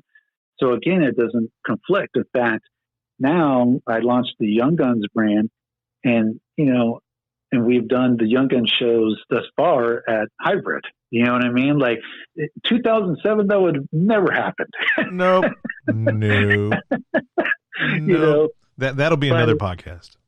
That will be. And again, that doesn't mean that Marvel and I agree on everything. That doesn't mean that Marvel and I have a shiny, clean past with no conflicts whatsoever. Absolutely not. You know what I mean? We butted heads, but I respect what he's doing. I think he's respecting what I've done and been doing. And so because of that collaboration, I'm able to do things that, back in 2007, I would have never happened. You know what I mean? And that's good. That's good to see, and it's refreshing to see, and it's refreshing to be a part of.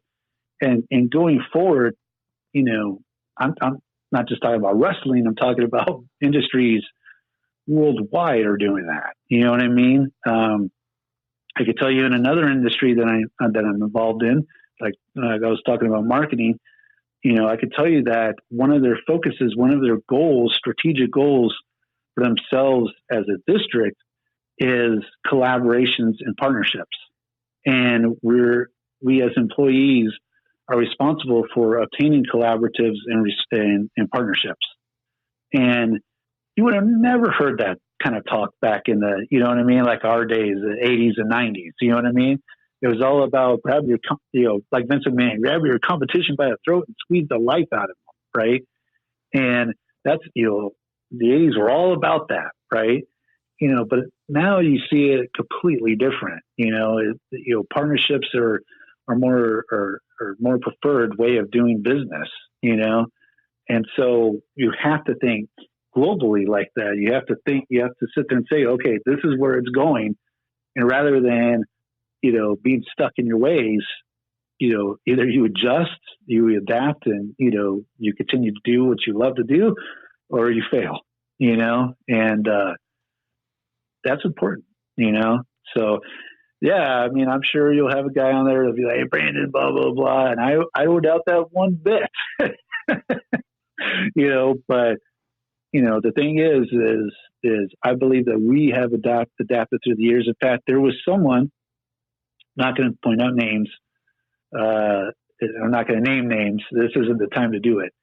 But someone that I hadn't talked to in probably 10 years had stopped by the wrestling shop, right? And we ended things on bad terms. Like, it did not end well. Like I said, I haven't spoke to the guy in like 10 years, and he was saying to Oscar at the wrestling shop that, RCW has been able to adapt and reinvent itself over the years. It was one way for a while. It was one way for a good while. It turned into this for a while, and then now it's doing this, and that's what you got to do to, I think, be successful. Look at bands and stuff like that have been around. People are saying, oh man, Dustin Rhodes has wrestled for 5 decades, right? Well, Dustin Rhodes hasn't been the natural Dustin Rhodes for every one of those 5 decades. You know what I mean? Right. Dustin's had to adapt. He's had to sit there and say, okay, I'm going to be the natural Dustin Rhodes. I'm going to be Gold Dust, all right, in the crazy 90s and what they made the Gold Dust character do. And he's modified it over the years. And, you have to reinvent yourself. I think the guys that have longevity in wrestling reinvent themselves. The Undertaker went from, the comatose Undertaker to, kind of like the Ministry of Darkness Taker, to the American Badass Taker, to, going back to the Undertaker. And he would modify. There's like the MMA Taker for a little bit, right? Like he was busting out all these MMA holds and submissions. So Taker understands the value of that. And I don't know if you saw it, but the Undertaker Stone Cold podcast is fantastic and will give people in wrestling that want to be in wrestling. Whether times have changed a little bit, but some things are true. And what Undertaker and Stone Cold say in that podcast is gold. People should be like actually transcribing that. You know what I mean?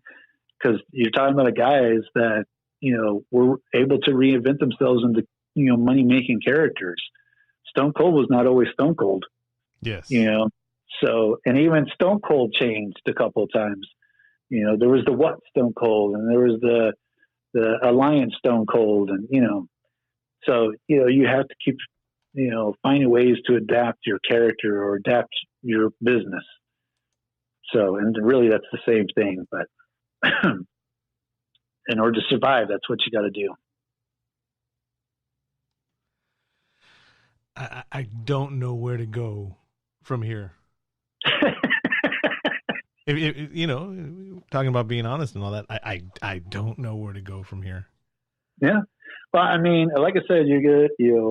I know it, and I've come to accept it as I mean, as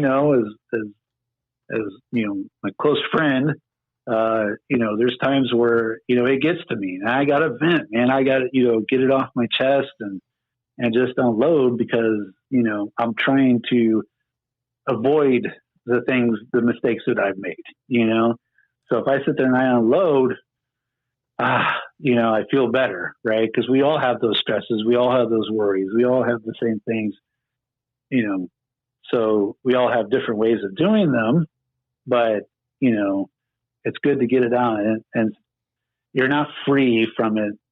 There's differences I have with people right now that, I hope will be cured over time. And, certain things have to happen that I've learned, but, it's just the way it is. Nobody's perfect. I'm not perfect. I like to sit there and say RCW is the best promotion in San Antonio. And I'll always believe that, but I'm not perfect either, so nobody's perfect. Vince McMahon has made mistakes. We've all seen it publicly. You know what I mean? Like WBF and the XFL and bad storylines or bad character. Nobody's perfect. It's just about, one of my favorite films series is Rocky. It's like, it's about how many times you can, get hit, take a hit and keep moving forward, and it's such a powerful quote. I love that whole monologue from Sylvester Stallone there, because it's so true. Like that's how winning is, by the way, not a definite thing. One views winning differently than somebody else, but how winning is done is how many times you can keep, taking your hits and keep moving forward, and so that's what I believe. RCW has definitely taken hits. I think, we've definitely kept moving forward despite those hits. And, now we're dealing with the younger generation that, I love, by the way, compliments to you and Hybrid and the Texas Treats on your promo that you did. It was fantastic because, the Texas Treats may not be, how do I say this? In 2020, they may not be the flavor of the month, they were back in 2007, you know what I mean? But the greats always know how to do it, you know what I mean? And it was a fantastic promo, of Treats coming into 2020 and this PC era and things like that. It was great to see that. And, so I want to see what happens when, Marvel and Don won. And I'm hoping that they wrestle some of the younger kids in Hybrid, it would be nice to see that, because rather than hanging on to those days and then sitting there saying, this is the way it should be, they're adapting to them. And it's a nice promo to see. And, so my hats off to you guys for doing that. Thank you. Thank you very much.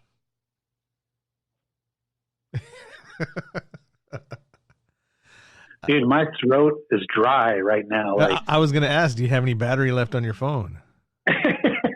Actually, yeah. So, this is a little trivia about Boom Boom Brandon Oliver.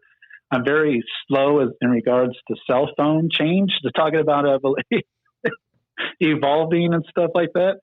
And one of them is the biggest fear of losing all my contacts and things like that. So my cell phone, if I turn on data or Wi-Fi, the battery just dies. Like within, you know what I mean? Like if I use it consistently over like an hour, like it'll eat all the battery, So what I had to do in order to take this phone call was I turned all of that off and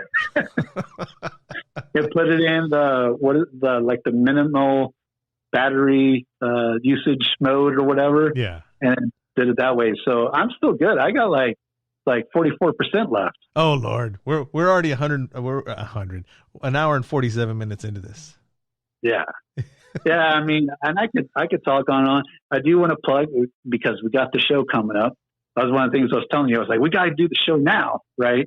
We got the big show coming up this Friday, Bash at Brewery 2, in collaboration with Impact Wrestling at the Freetail Brewery. This time it's in January, so it's not, ungodly hot. And it's going to be this Friday. We have doors open at 6:30. Meet and greet starts at 7.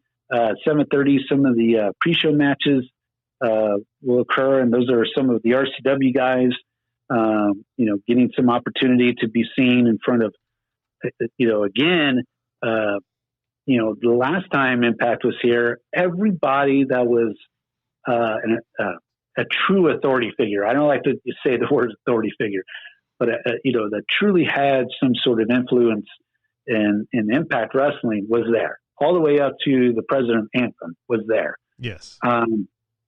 The same thing is going to be the case this Friday, because not only are we having the show this Friday that has, an incredible card.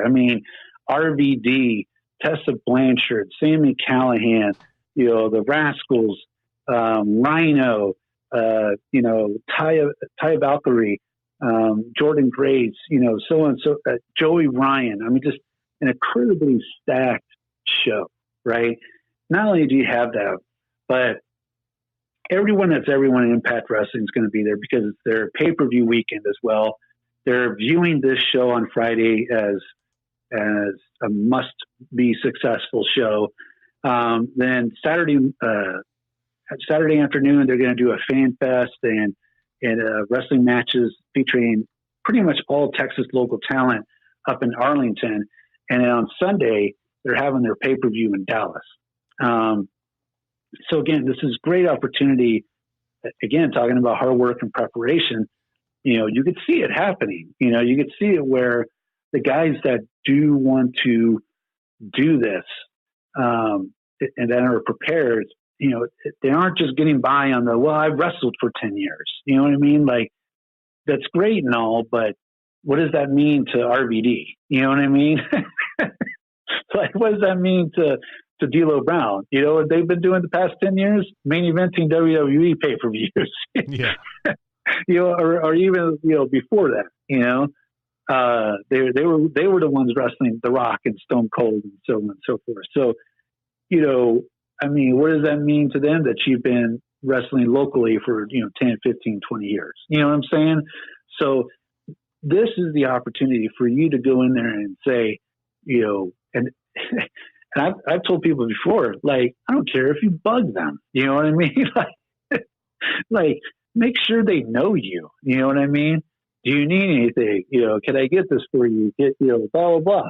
Right. And I know that seems kind of like, rookie type stuff, but I'm telling you, they notice, they see everything. You know what I mean? I'm going to tell you this right now. At the last bash at the brewery, not to toot my own horn, but Josh Matthews remembered my name. It might be because it's his name also, but right.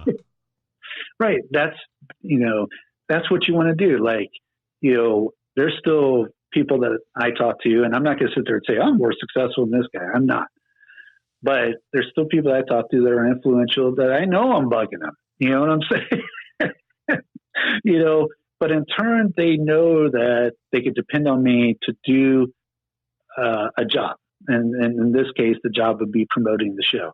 So, they could depend on me to do that. And like, yeah, I probably am bugging them with some of my stuff and whatever. But, even if they sit there and say, man, this guy's irritating as hell, you know what I mean? Like, I want them to know that they can depend on me. You know what I mean? So whenever they come to San Antonio, whenever San Antonio even enters their mind, the first person they think about to help them is Brandon Oliver.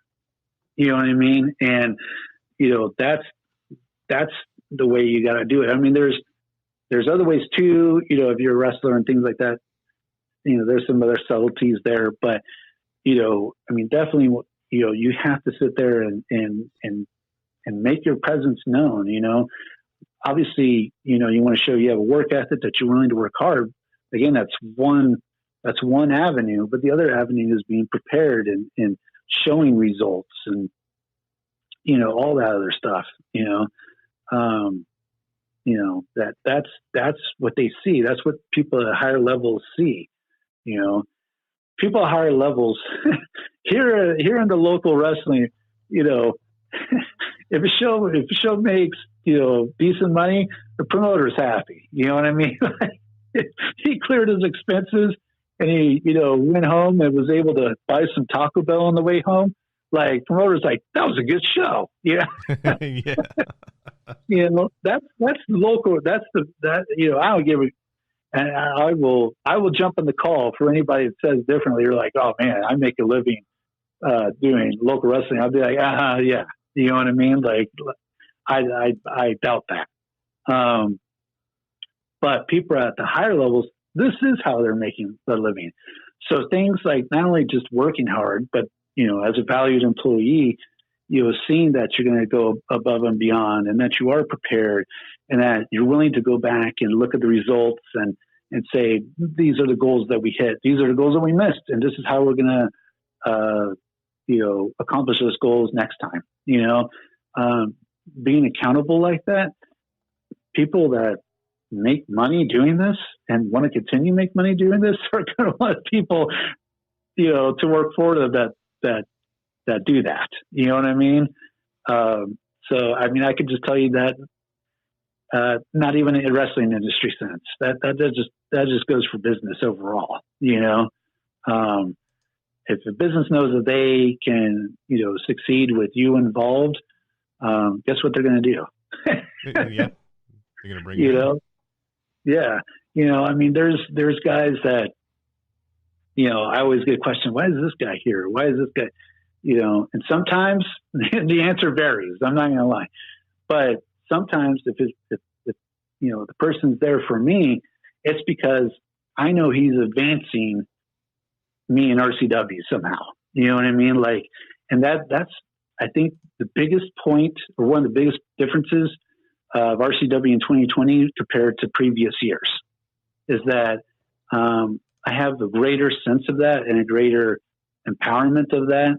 And so I'm able to sit there and say, okay, this guy right here, is just not getting the job done. It's just, and I look at it that way. I don't look at it as a personal thing, like, whether I like you or not. It's just, this guy's not adapting. This guy is not changing. This guy is not getting the job done. But this guy over here, you know what I mean, is just killing it. Every time I ask him to do something, he does it. Every time, I give a directive, he does it. He's free to give suggestions back, and, we're able to collaborate and come to a medium. That's that sort of thing. I don't like to be in a position where it's my way, has to be my way. So yeah, I think that's the big difference. One of the big differences between RCW now and RCW years ago. Nice. Wow. Like I said, to be honest, we've gone places in this podcast that I didn't think we were going to go, that I didn't even think about putting the effort into it. Thanks, man. Not putting the effort in. No, because I didn't think we were going to go there. I didn't, it just shows you how things are different and how you, RCW, myself, us, everything has changed because we couldn't have had this conversation 10 years ago. No. And the thing about it is, and I'm, believe it or not, whether, people leave RCW and it didn't end well, or, people stuck around RCW or whatever the case may be, I'm thankful for everybody that has came through and has played a part, big or small. You know what I mean? Like, everyone that has come through, and there might be some people that are doing extremely well now that might not claim RCW on their resume or whatever, or might not jump right to it, but I always see a guy come into RCW and leave it, whether they left on their own or they left, on our decision, or it left, because just ended badly or whatever. I always see the guy doing better than when he got into RCW. Like I always see him with more fans on social media. I always see him or her, doing better with their gimmick or, things like that. Like, and it's not, I don't want to take the credit for that. Other people are instrumental in that, but I'm just talking about RCW as a company. I always see, very rarely have I seen a guy come into RCW and left worst. You know what I mean? Like, worse skill wise or worse, whatever. And I may not necessarily agree with them, everybody knows this. So, and you're doing a San Antonio wrestling podcast, so I don't mind saying it. There's an individual right now that's in AEW that's doing extremely well. That guy, I told him when he was a part of RCW, he was my favorite wrestler on the roster, and it ended badly. And, it is what it is. Again, the past is past and scars are chapters in your life, but I don't sit there and say like, all right, well, he shouldn't be doing well. The guy worked extremely hard, you know what I mean? And he had it. For me to sit there and say, dude, out of everybody in the show, you're my favorite one. You know what I mean? Like, that's something. So, whether or not, that individual ever claims RCW on his resume, how he left, things that were said, it is what it is. You know what I'm saying? But there's no reason, because believe me, when he main evented on AEW, I got like 10 messages asking me how I felt about it. Are you saying people are addicted to drama? Right.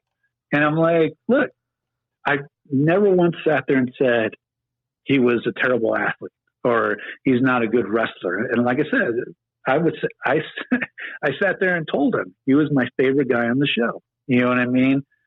So, that doesn't mean I sit there and forget about anything that occurred, but the guy's doing well. I can't, you know what I mean? Like there's nothing I can say that would take that away. And there's nothing I would want to say that would take that away either.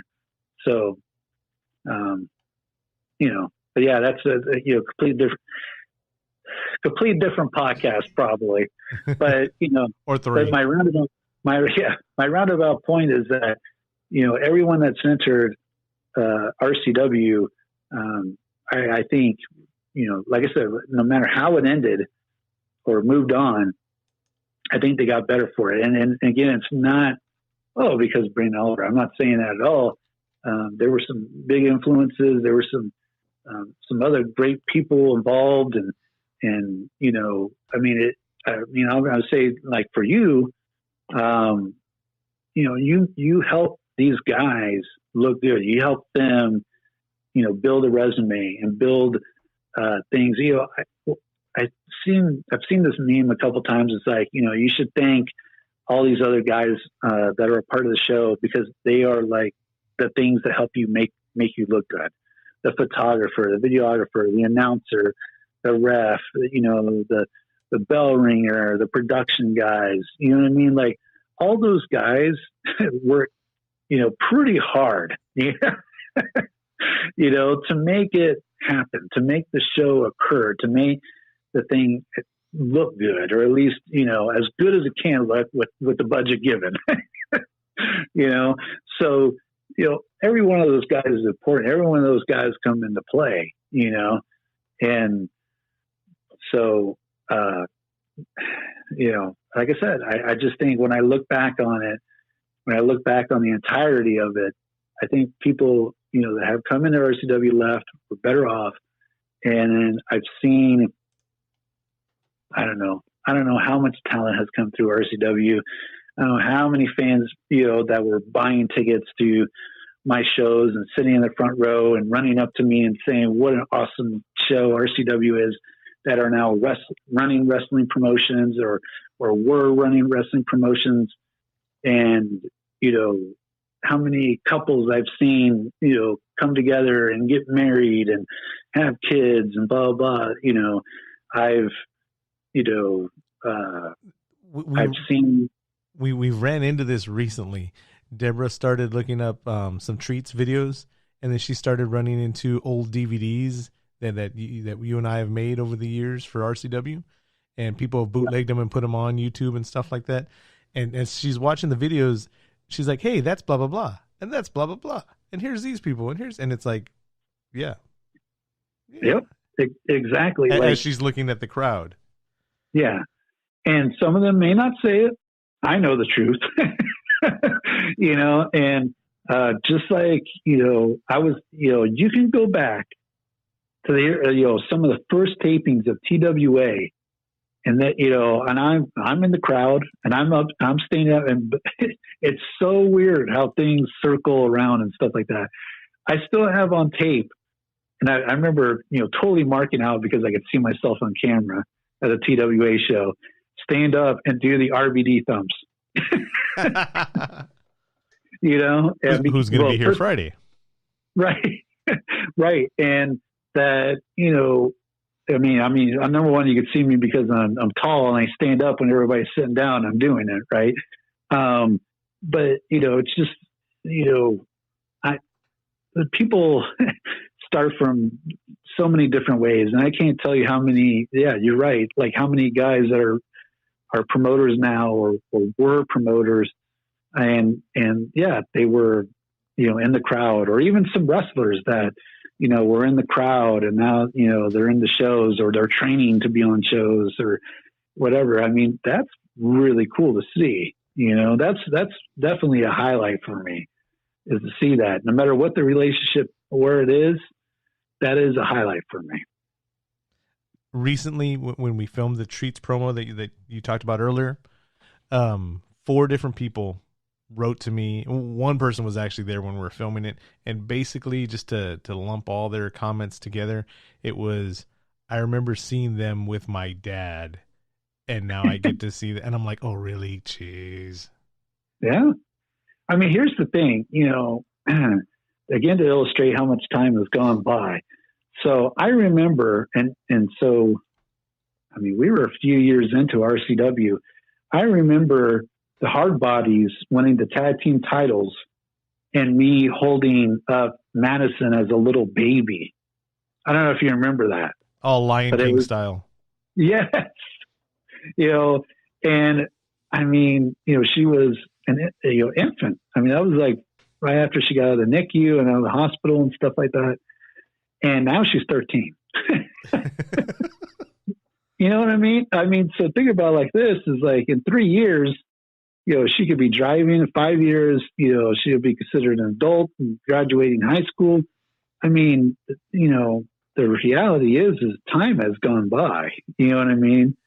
And so with the time going by, you have to be willing to adapt to whatever the situation is, even if it doesn't speak to you. Like I said, I totally did not get NXT, and that I totally did not understand it at all until I went and I saw the other people there. And then I was like, okay, you know what I mean? Like once I saw it through that lens, it was real eye-opening.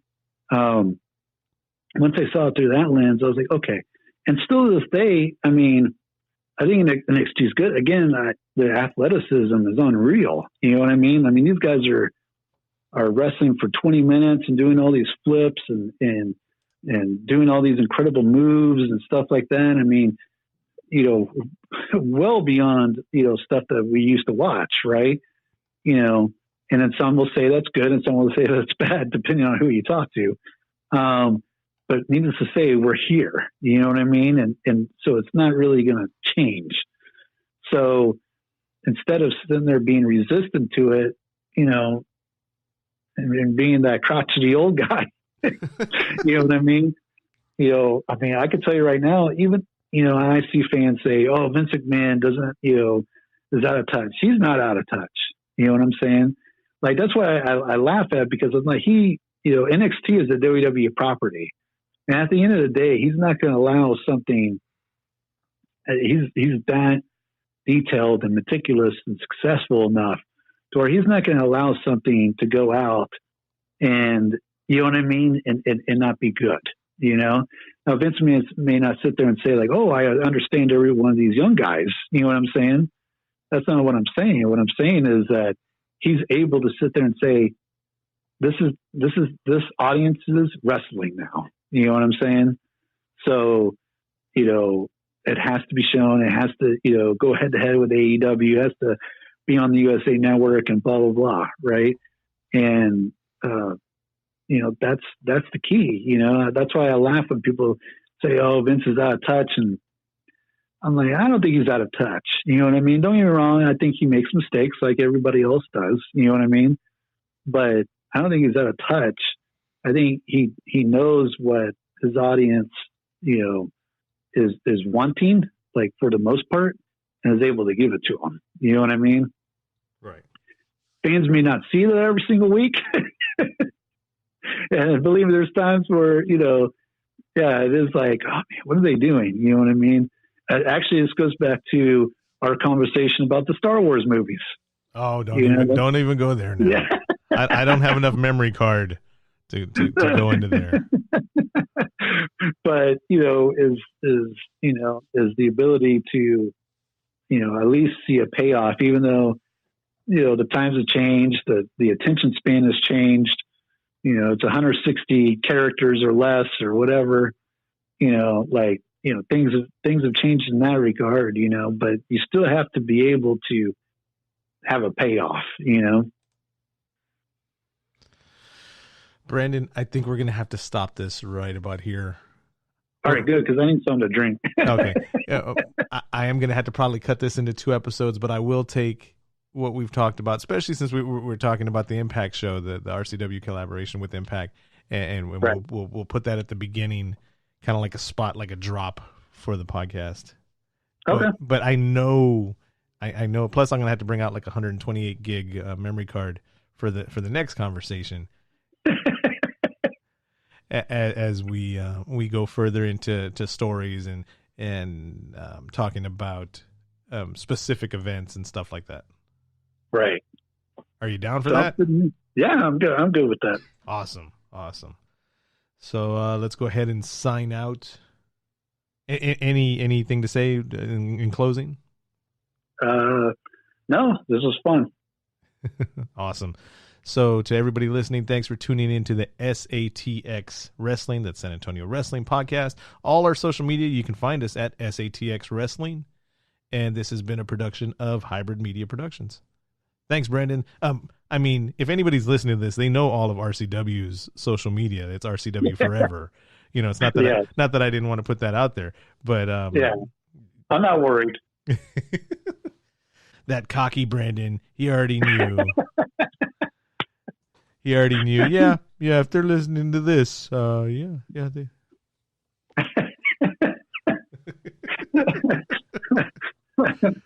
You know. So thanks for listening to the very first episode of SATX Wrestling. As we said before, please like, follow, subscribe to all our social medias at SATX Wrestling, and drop a recommendation or some stars or something like that on iTunes, on Spreaker, Spotify, wherever you find us.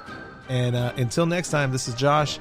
Tune in, and man, that was 2 hours and some odd minutes. So hopefully you have your phones charged up and your wireless headphones going, and there will be more, I promise. Our next interview that I'm recording is with Dylan Dunbar from Heavy Metal Wrestling.